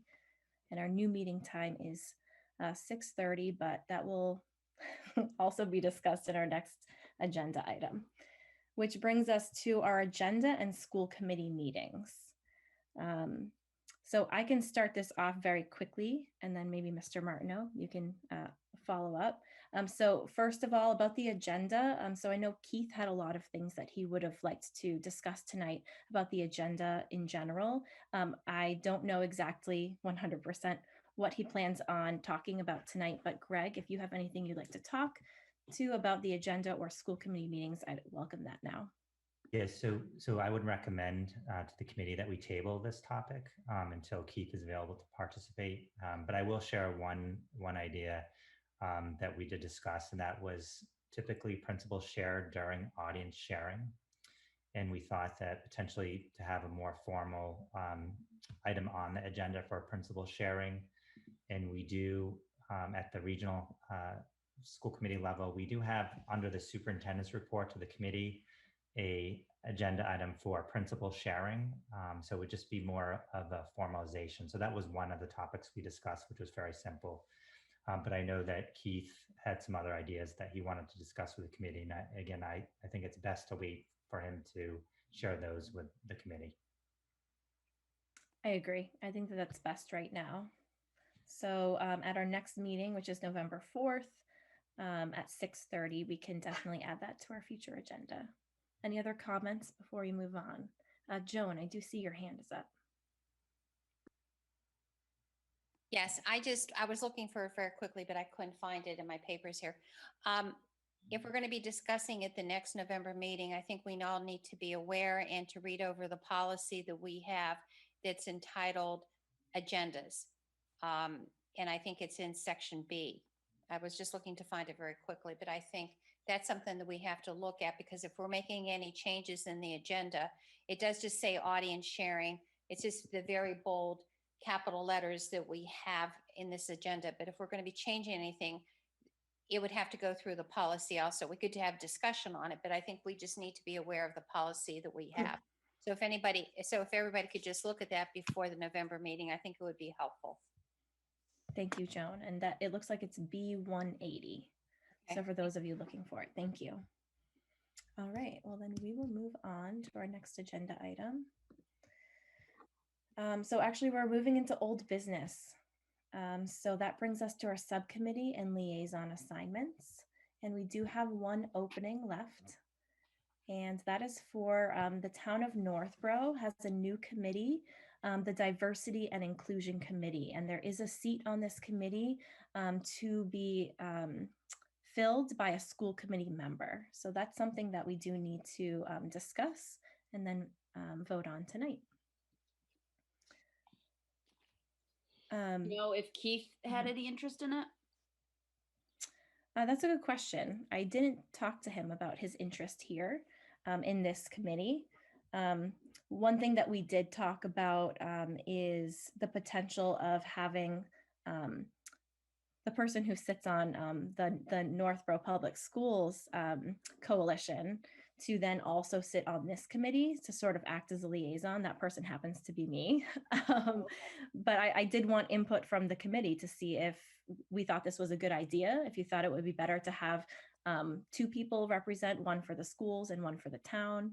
I honestly thought it was the same thing originally. Remember, I think we talked about this one day. I was like, Lauren, you're supposed to be at this meeting, you know, because I thought it was the same thing. So yes, it makes sense to me. I mean, you could probably bring things to both meetings, you know.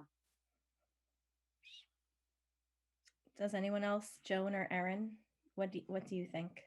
I think it would, let me see. I think, Lauren, if you would want to serve in that double capacity, I think it would be very efficient. And it's up to you what I mean, being with your educational role, do you have the time to serve on? And if you do, I would wholeheartedly support you. I agree with Joan. I think that's a great idea. I would be happy to do that. I think that it makes sense in terms of acting as a liaison between both groups. What I would definitely say yes to filling that spot. I would just want to make sure that their meeting times are not the first Wednesday of every month. so barring any schedule conflicts, I would be, and I guess actually none of us could then do it at that time. So I guess they're not going to have their meetings at that time. So at this time, I would like to make a motion to nominate Lauren Bailey to serve as a Northborough K-8 school committee representative to the town's committee on Equity Coalition. On diversity and inclusion, yes. Okay. All right, we have a motion. Do we have a second? A second, Erin Tagliaferri. Excellent, thank you. And now it is a roll call vote. Joan Frank? Yes. Erin Tagliaferri? Yes. And Kelly Gannett? Yes. And myself, Lauren Bailey Jones, is a yes. It's unanimous. So it looks like our subcommittee and liaison assignments are now complete. All right, we're going to move on to the superintendent's report to the committee. Mr. Martineau? You are muted, Greg. One of the days I'll get this down. So hopefully it's just right when we're moving away from the pandemic. So in your packet is the monthly enrollment report as of September 30th.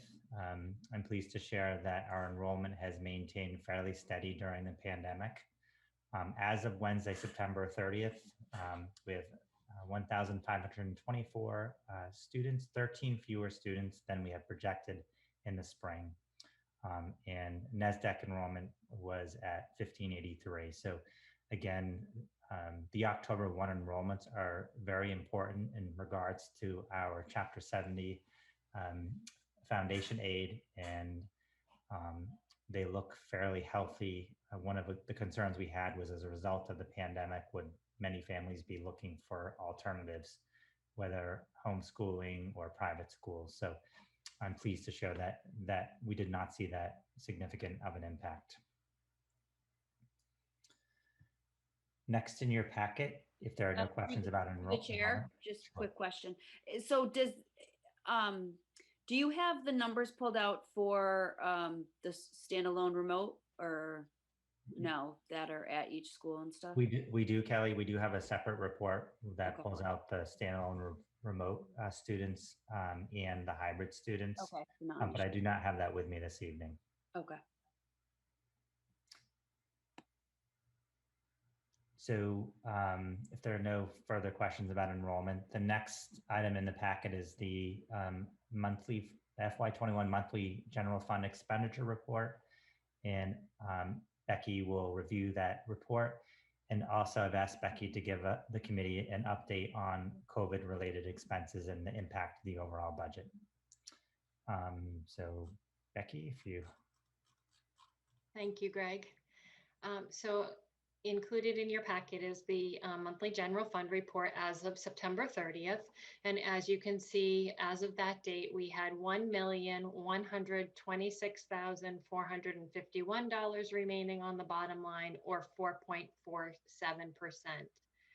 In comparison to last year at this time, we are pretty much right on target. We had 4.61% last year, or 1.149 million remaining on the bottom line. So we're very close. One thing that I do want to point out is that we do have costs that are included in the budget that we do anticipate being moved to the town through their CARES Act money. And Greg, if I can share my screen. So it just made you the co-host, so you should be able to. All right.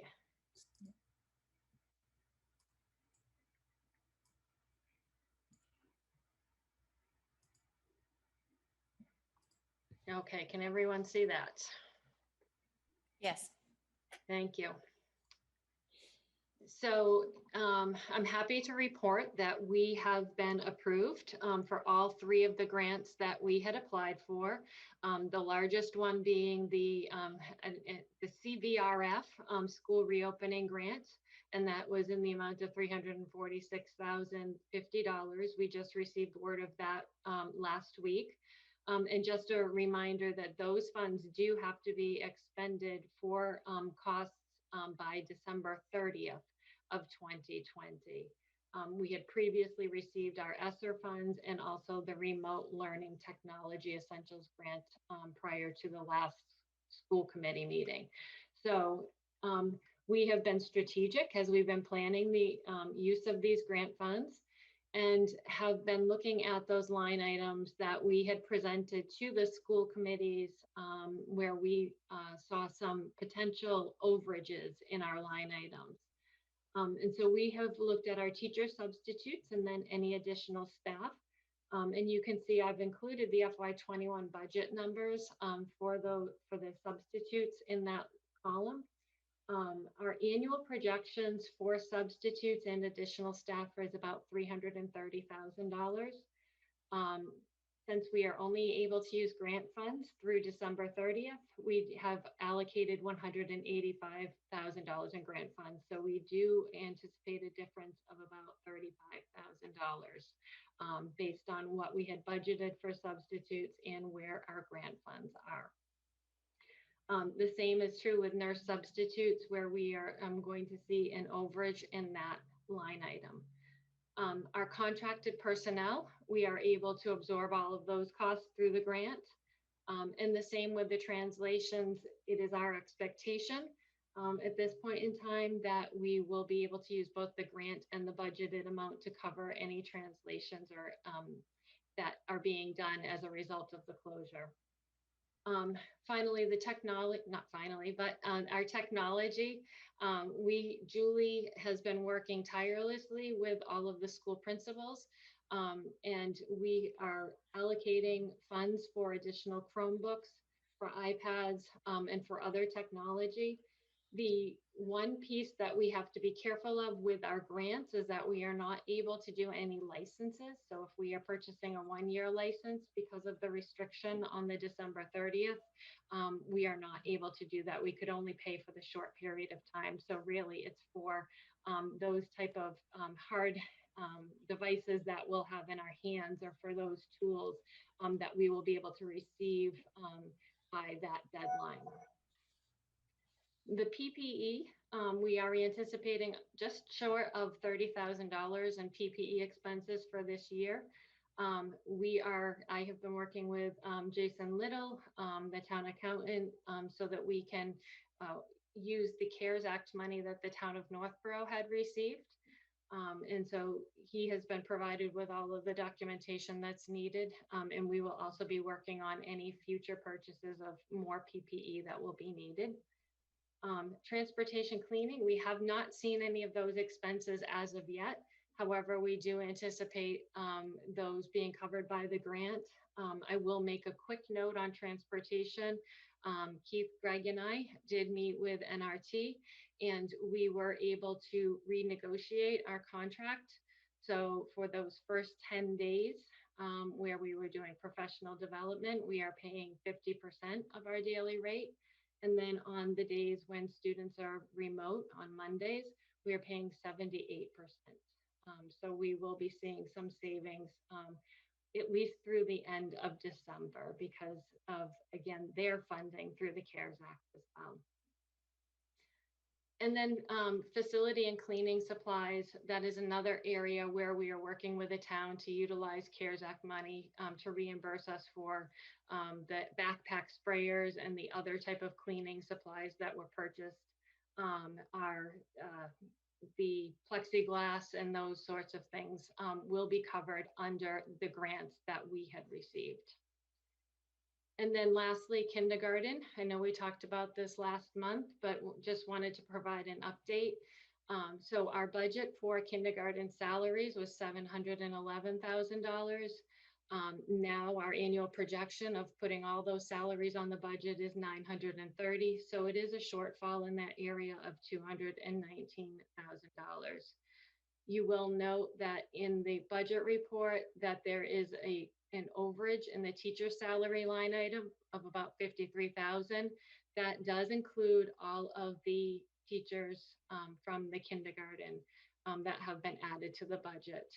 So we have already reflected that increased costs into the budget. So we are anticipating some shortages because of these increased costs. And you're probably saying the grant funds don't add up to the grant funds that you showed on the first page. There are other smaller line items that were included in the grant that are not reflected on this, such as professional development for teachers and for speakers. And then also we had some increased advertising costs for substitute teachers as well. And so those items are not reflected on that spreadsheet. And then the last thing I wanted to share with you is the preschool revolving account, because we have also been talking about that. So this is an updated budget picture as of today. One of the things that is different from the last time we met is that the preschool, due to demand of parents, actually have created a remote learning program. So families are able to enroll in this remote learning program. So they're not physically going in, but they are getting curriculum remotely. And so that has greatly benefited the preschool in terms of the revolving account, while also benefiting the students who are now home. So we are now anticipating a loss of $11,000. If we were to break that down between the two communities, because right now the enrollment is a 50-50 split, it would be about $5,500 per community. However, as noted at the bottom, you can see that we started the beginning of the FY21 with a balance of $98,000. So we are able to absorb that loss using our preschool revolving account. So those are just a few items that I wanted to share with you. Thank you so much, Becky. Does anyone have any comments or questions? Joan? Yes, Becky, you said these were just a few important items. I would say that they're very important items. And one thing that you talked about that was not shown on a slide, which I think is very, very important, is showing the value that you have for every single dollar that comes into our budget from the state or from the taxpayers of Northborough. You talked about the transportation renegotiating. I think that that shows that you are fiducially, onto each item and seeing how you can save the dollars that in this time, save dollars in one area and to be applied into another area. And looking at the 10 professional days and then the remote days and renegotiation with the bus company on the transportation is a very important item. And I just am saying that again because I think we have audience members that are watching, and we also have probably Board of Selectmen members. And I think it's in financial planning members. I think it's very appropriations is to know what you're doing behind the scenes. And I really appreciate it. And I think every taxpayer in Northborough would say that is not an important item. It's a very important item. So thank you very much, Becky and Greg and Keith. Thank you, Joan. Kelly? I lost my mute button. Sorry. So surprise, surprise, quick question about kindergarten. So when you said the 200,000, whatever, the difference, so would that be like going forward essentially? So like, that's how much, because originally we were at like 500, 900, something like that. So is that the idea, is that that's what's basically left before we can? That is accurate. So that is the difference that is on that we pay out of the tuition collected. So that would be the amount, probably a little more because of increases of COLAs that we would need to add to the FY22 budget. Okay. Can you go back to that screen, Becky? Want me to share again, Greg? Is that okay? Yep. We're flexible. And then, so you were saying that the 50,000 in the salaries, you were saying is over or under because of the stuff? It's over budget. Okay. We've had a few unexpected staff departures, so our salary line item was lower than we had originally budgeted due to either leaves of absence where people were coming in at a lower salary rate or in unexpected retirement since we actually completed the budget. So that's why you're not seeing like a full $200,000 over budget. You're seeing a $53,000 budget overage in that line item because of the savings from the faculty. From other positions. Yes. Okay. Yep. And whenever possible, we've been trying to, so any of the teachers that are coming on to the new standalone remote program, we have also shifted their funding onto the school reopening grant, at least for the time period from school opening until December 30th. Okay. So just a comment too on the kindergarten, the 5-year plan. So we're moving into year 3, actually year 4 of the plan. So FY22 would add another $100,000 to operational budget. And then FY23 would be the last $100,000. We were doing a great job with collecting tuitions. The finance department did an outstanding job, and we were hoping to accelerate that process. But obviously the pandemic slowed everything down. So obviously I know that we began with audience sharing. This is a topic. So it is, as you know, a budget priority and something that we'll need to discuss as a school committee in terms of moving forward. Okay. Thank you. Kelly, anything else? That's it. Thank you. You're welcome. Joan, do you have another question or comment? Yes, I have a question about the kindergarten. So when I look at the difference between the projection and the expenditure, Becky, you say that it's like $200,000 difference. Is that because we are not charging the kindergarten full day program, but yet at the same time, we are paying the full salary of a teacher to be in there, where the tuition would help to offset the cost of the teachers? Is that correct, in materials? That's correct. Okay.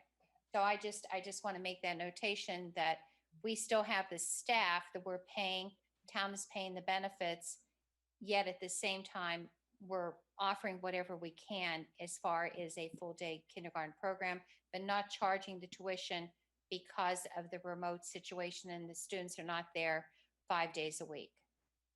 Do I understand that correctly? That's correct. Okay. If there isn't, I'd like to make a motion, Madam Chairperson, to, Yes. okay, I'd like to make a motion to vote until audited the FY 2021 budget monthly general fund expenditure report as of September 30th, 2020.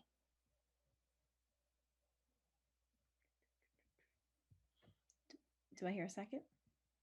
Second, Kelly Gannett.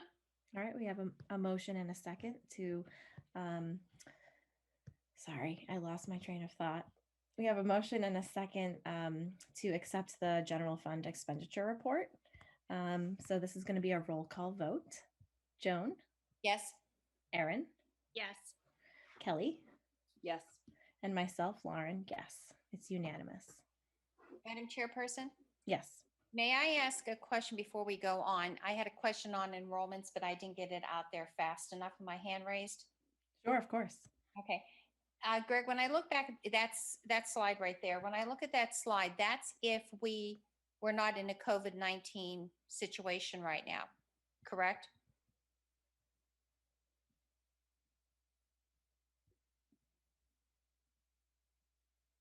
Sorry, I had to find my mute button. Having some issues with my muting tonight. Yes, that is accurate. So if we were 100% in person, this is what the class sizes would look like. Okay. And again, I will share with the committee. I can share that out tomorrow. The enrollment for the SARP and the enrollment for the hybrid and what those numbers look like. Okay. Out. So can you say tonight, what is the average class size that we see? I don't care if it's cohort A or cohort B. Do we have an idea what that would be? So in the hybrid, it's a little bit, it's 12 to 15 in each cohort, approximately, sometimes less, because we've added students who attend more frequently than just 2 days. So students who might receive special education services or are English learners, they could attend potentially 4 days. So again, on any given day, you could have 12 to 15 students in a class. But again, I can get that data for you, Joan, in the committee. And then a follow-up question, Madam Chairperson? Yes. Okay.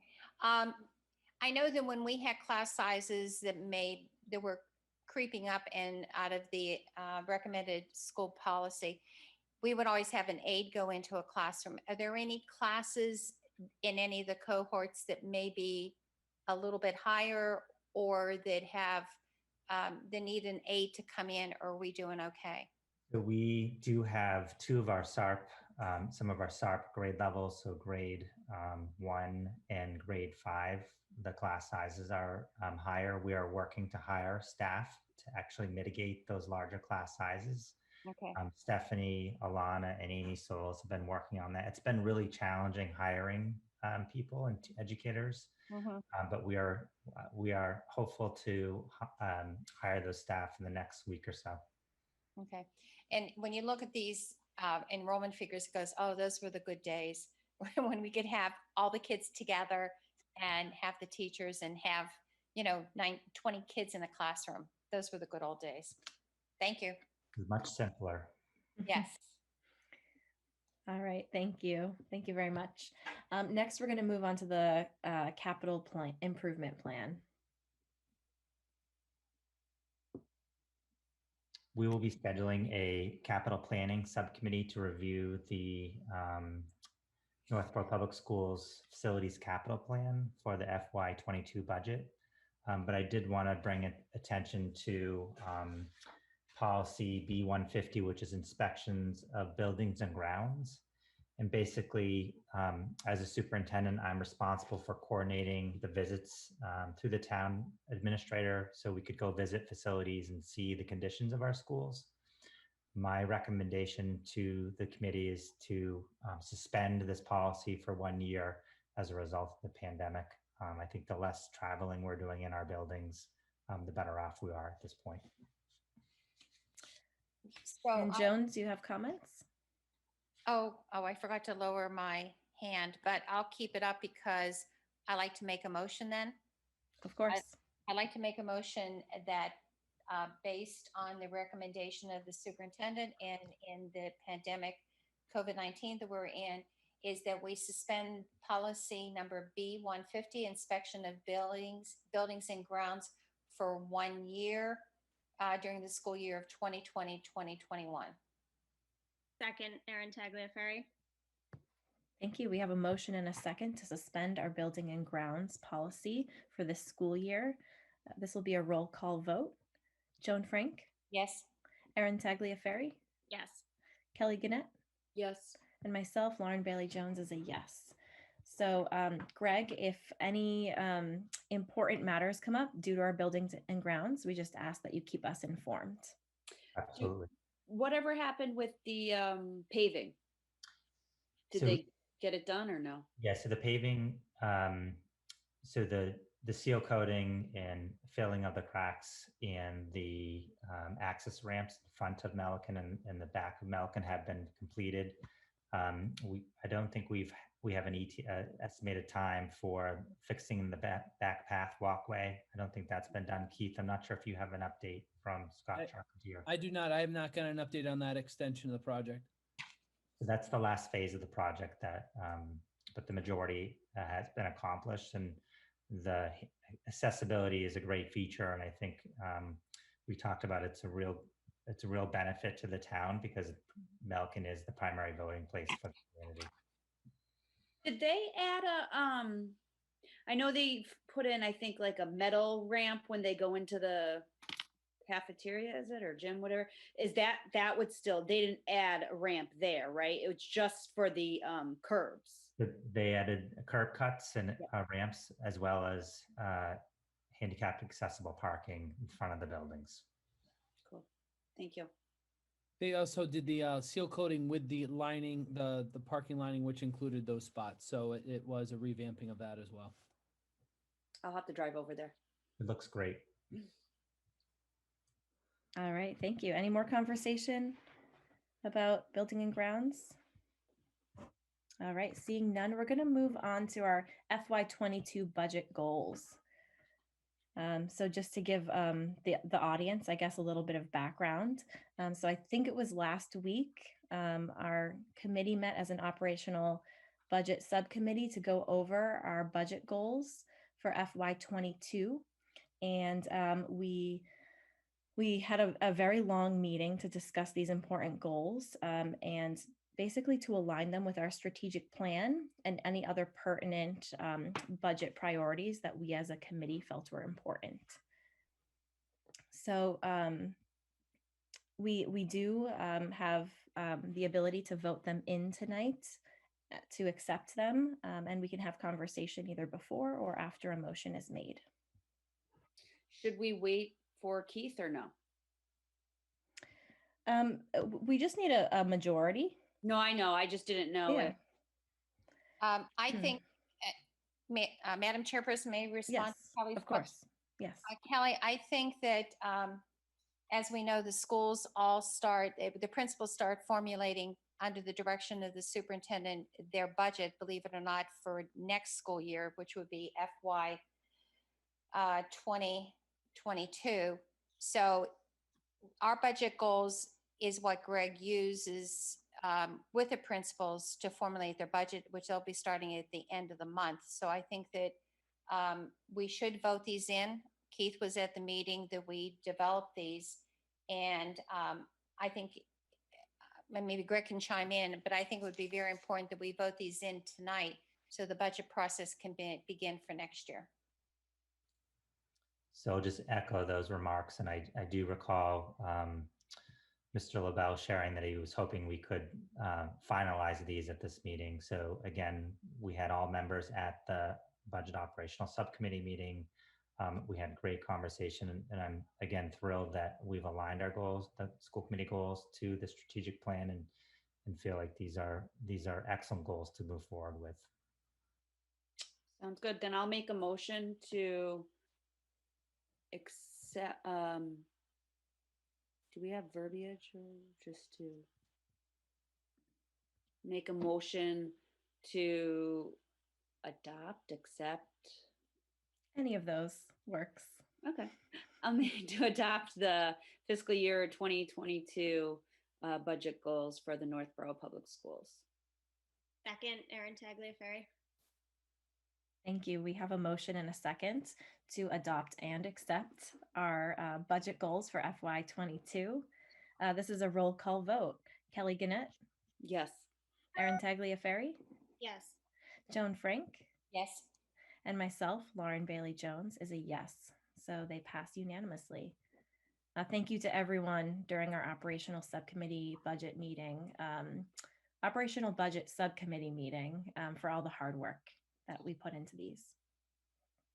All right, moving along, trying to find where we are. Oh, our budget calendar. Yeah, so the last thing for the superintendent's report is the FY22 budget calendar, and we did add the meeting with the operational budget subcommittee meeting, and we will remove the tours of facilities for the next meeting. So again, it's hard to believe we're in budget season, and it's exciting but also daunting. All right, thank you, everyone. We are going to move on to our school committee member reports. So at this time, if you have anything to share about one of your subcommittees or liaison assignments, this would be a great time to share that. Kelly? Sorry, I didn't want to find my button again. Yes, I have from,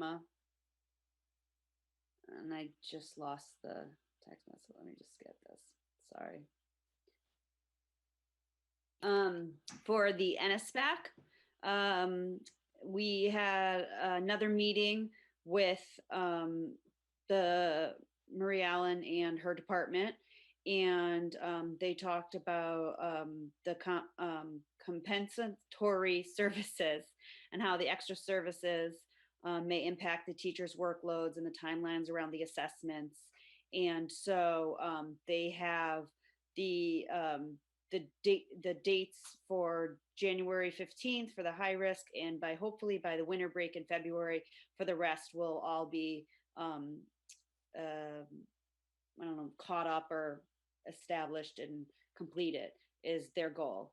And then also NSPAC is hosting an IEP presentation by the Federation for Children with Special Needs on October 7th, which is today. So they had that. And then they'll be rolling out more speakers for focusing on the executive function, autism, and ADHD and other topics. So to check out their website and their Facebook page for more dates and up to date.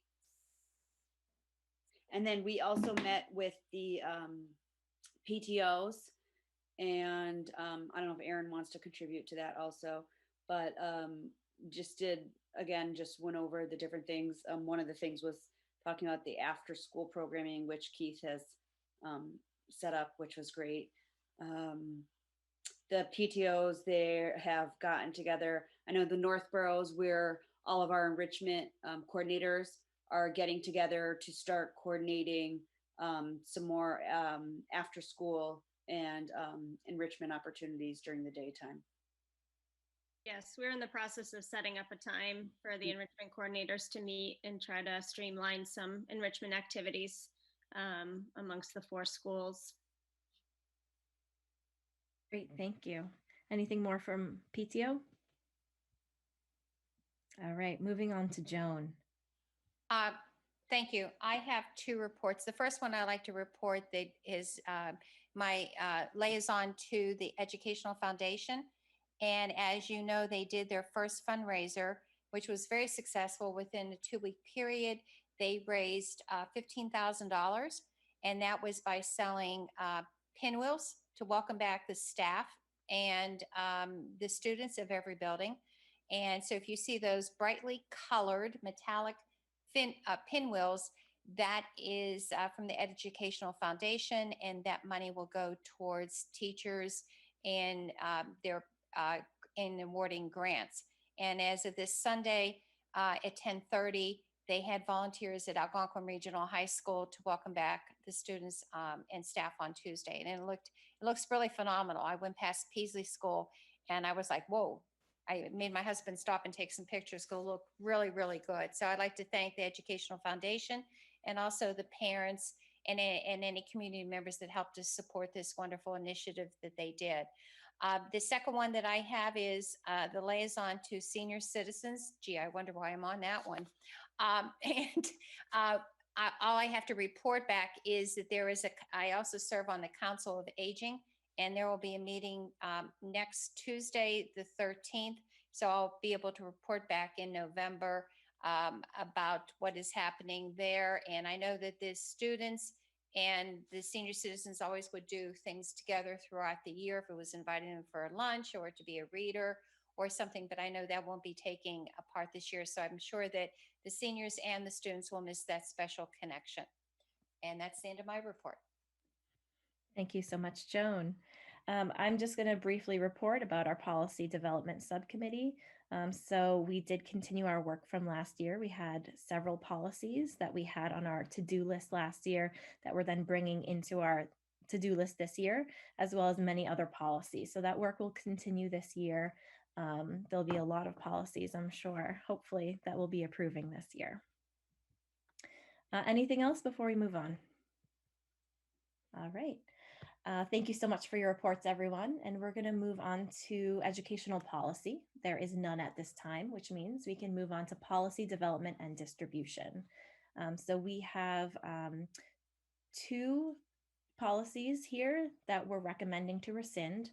The HIV and AIDS school attendance policy A120 and the employment of persons diagnosed with HIV or AIDS, which is G100. And we also have two distributed in your packet as well, which are the two we did this summer: face coverings policy A170 and then the general interim policy on COVID related issues as well. Madam Chairperson? Yes. I move that we rescind policy A120, human immunodeficiency virus, parentheses HIV, acquired immune deficiency syndrome, parentheses AIDS, school attendance policy, and also to rescind policy G100, employment of persons diagnosed with human immunodeficiency virus, parentheses HIV, acquired immune deficiency syndrome, parentheses AIDS. Could, because I wasn't on the policy development committee anymore, could you just give a history of why they're pulling it? Is it something that it's like antiquated? Like, what is the? Mary Ellen Duggan is with us, so she can speak to, they were reviewed by our Health and Wellness Committee. So Mary Ellen, do you want to just speak to these two? For the HIV ones, Kelly, is that the Yes, I just want clarification so everybody realizes why, you know, and. So they're very outdated. They, I think, were from the 80s, and it was something that was done everywhere. And now everybody just uses standard precautions for everybody. So there wasn't any need for any specific thing. And for the employment, I mean, it's everybody with the American with Disabilities Act covers everybody. So there wasn't any need for anything specific. Perfect. Thank you. Heather, do you want to add anything? I think that was very clear.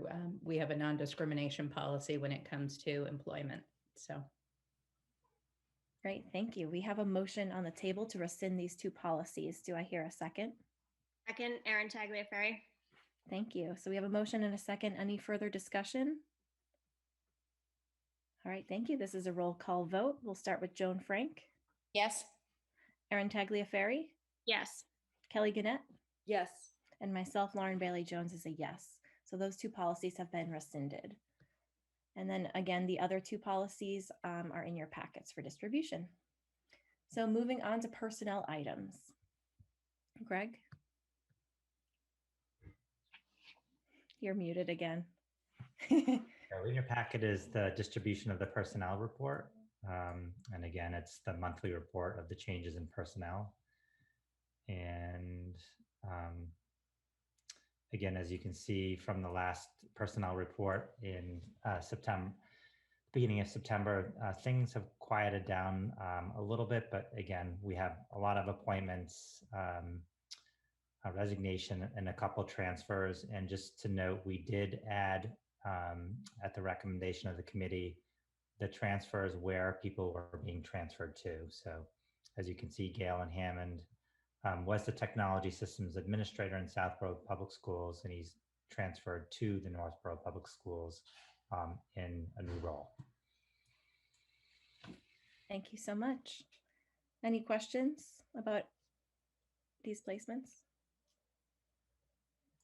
All right, we're going to move on. And next, let me get my agenda up, is right. communications. So this is the back to school newsletter. Greg, would you like to speak to this? No, so in our, we distributed our annual back to school newsletter, and just want to thank Cheryl Lepre for all the work that she puts into making this publication. And she's the organizer and the conductor of this work. So I just want to publicly thank her. And also just a comment on when we met with the medical advisory team, one of the recommendations was to continue to communicate weekly any COVID-19 related updates. So this Friday I will be continuing those communications for the foreseeable future. So again, just want to thank Cheryl, and more communications to follow. Thank you so much. And a huge thank you to Cheryl for all of her work. Joan, do you have something to add? Yes, what I would like to add is I've heard from several community members, those that have children in the schools and ones that don't, that still see some of the community newsletters that are available to them, that they feel that they have been very informed and brought up to date on all communication that has come from Greg and his administrative staff. I think, you know, at this time, can never say, well, I don't need to send this out. I think we educate the public by the communications that we send out. And I think that we've educated the public. I felt that I've been educated on this. And I would just like to mention those accommodations that have been mentioned by community members. And please let the whole administration staff know that even the reopening plans, the different links from Mary Ellen, you know, on her part for the health, and Keith Lavoie for the transportation. This has been phenomenal. And Greg, thank you for the straightforward communication. And I think the calm in the letters eases a lot of people's fears and gives a lot of people strength. So thank you very much. Thank you for that comment, Joan. All right, we're going to move on to the action on minutes. So we do have open meeting minutes of September 2nd, 2020, and we're looking for a motion to approve those.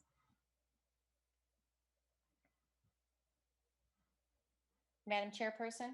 Yes. I move that we accept the open meeting minutes of September 2nd, 2020. Second, Erin Tagliaferri. Excellent. We have a motion and a second to accept the open meeting minutes of September 2nd, 2020. Any discussion? All right, we're going to go to a roll call vote. Joan Frank? Yes. Erin Tagliaferri? Yes. Kelly Gannett? Yes. And myself, Lauren Bailey Jones, is a yes. Excellent, thank you. Next is future agenda items. Anything you want to discuss at our November 4th meeting? Madam Chairperson? Yes, Joan? I'd like to add a delegate report, not a long report, just verbal, how the MASC conference and the resolutions. What was the votes and how did they go forward? So that actually won't have happened quite yet. We can add that to our December agenda though. Yeah. Perfect. Okay, thank you for that. Yeah, you're welcome. Anyone else?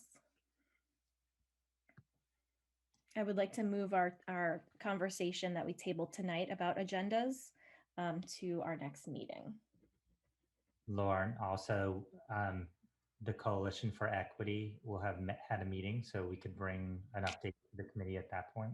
Absolutely, that's great. All right, if you have any more agenda items you'd like to see in our November agenda, please just contact Keith or myself. All right, so moving on to approval of bills and payrolls. I believe we're still doing that electronically. All okay there, Becky? Everything is going great. Thank you. Great, excellent. And next we come to our final audience sharing. So is there anyone left in our very large audience here that would like to share tonight? Great. We do have some people who would like to share tonight during audience sharing. So first, I'm going to give the floor to Rebecca Miahopoulos.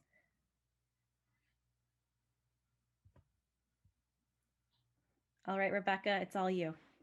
Okay, so you can hear me? Yes, we can. Oh, okay. All right, great. If you could just state your name and your address, that'd be great.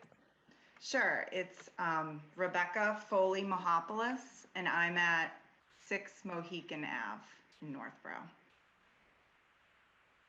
So first I want to thank all of you, Superintendent Martineau, the school committee, the principals, the teachers, the school staff, the bus drivers, just everyone that has prepared for this very unique school year. I'm so impressed by all the planning you have done and preparation and long hours you've put in.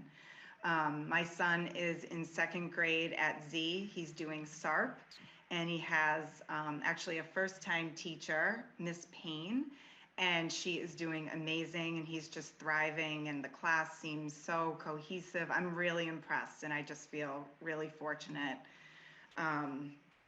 to be having for him to be having such a great experience.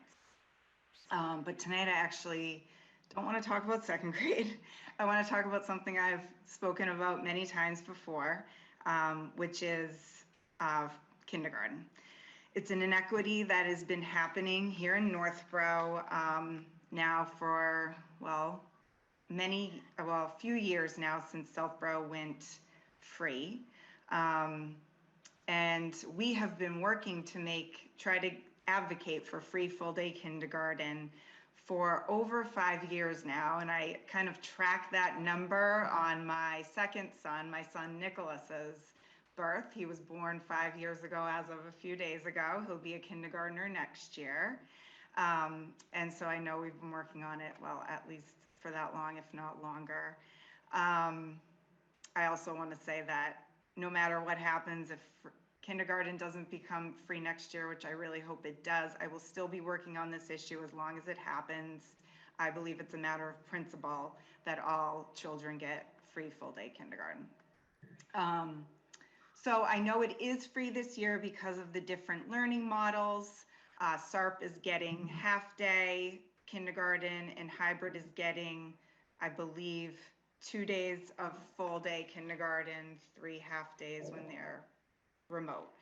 So, but as was mentioned earlier in this meeting, it is slated to go back to being paid for by parents for people who choose to go full day.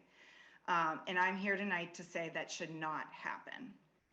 We cannot go back to charging families for public education, especially when our sister community of Southborough has had free full-day kindergarten for at least 2 years now. I can't tell you how many parents reach out to me on a weekly basis asking, why do we pay for full-day kindergarten when Southborough no longer does? They are baffled by it, and it feels really unfair to them because we are one district, and we say that all the time. We are one district. I can give them, we have discussed why, but it just seems like the story's getting really old now, and it feels more unfair as this inequity grows and grows. We all come together in high school, and learning starts in kindergarten. Social, emotional, and educational learning starts in kindergarten, and it's a critical year. We are actually in the minority of communities that are still charging. Out of 343 school districts, 305 have free full-day kindergarten, which means we are now one of only 38 that still charge.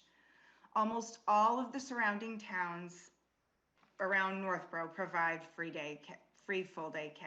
Marlborough, Hopkinton, Hudson, Berlin, Grafton, Boylston. I can go on, but the newest addition actually is Westborough.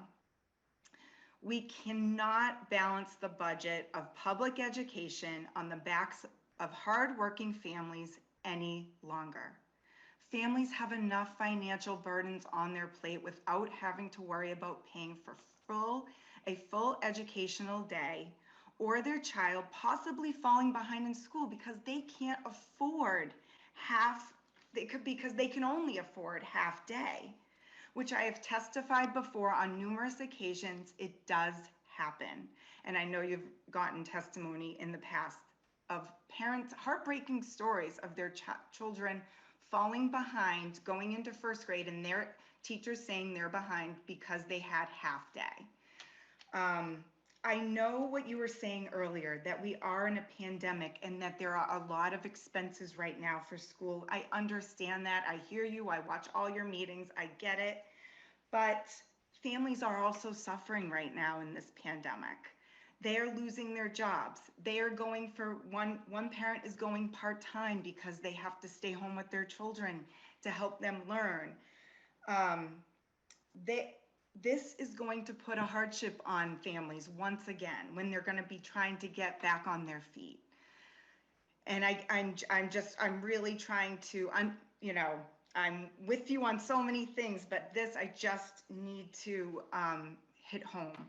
I need to mention also that we did receive a grant that all other school districts did too. Many of them who are free now.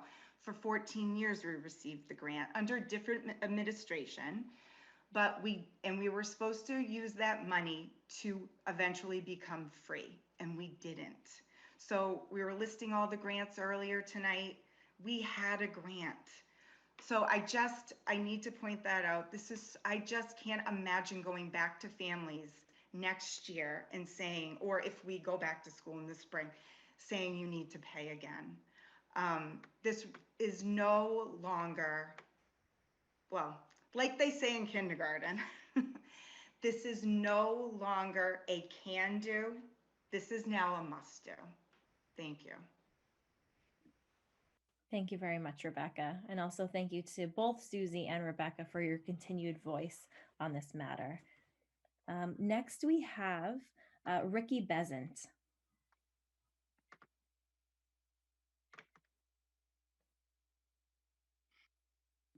Can you hear me? Yes, Ricky, we can hear you.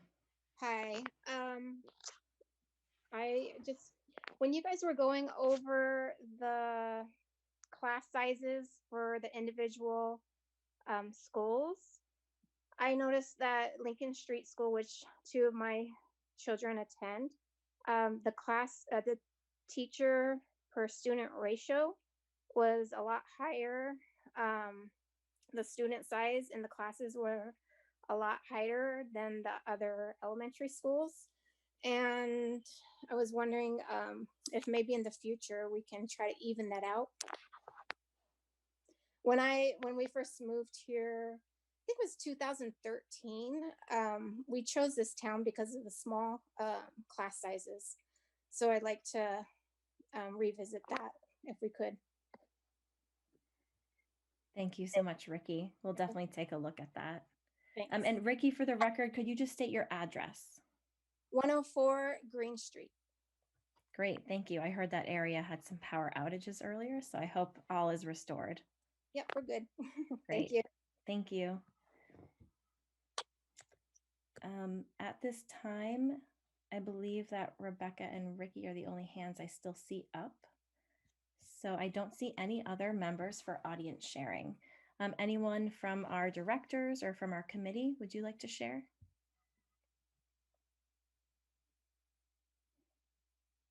You're all like, we can get this meeting done before 9. All right, well, thank you to those who audience shared this evening. So that actually brings us to the end of our agenda. So if that is it, I will entertain a motion to adjourn. I'll make a motion to adjourn. Go for it, Kelly. Second. All right, we have a motion and a second. This is a roll call vote. We'll start with Kelly. Yes. Joan. Before I take my vote, I'd like to thank Lauren Bailey Jones for the great job of stepping in at the last minute to be chairperson. You did a great job. Thank you very much. And my vote is yes. Great. Thank you, Joan. Erin. Yes. Great job, Lauren. Thank you so much. And my vote is also yes. Thank you, everyone. For the record is 8:54. and our meeting is adjourned. Yay. Thank you. Thank you, everyone.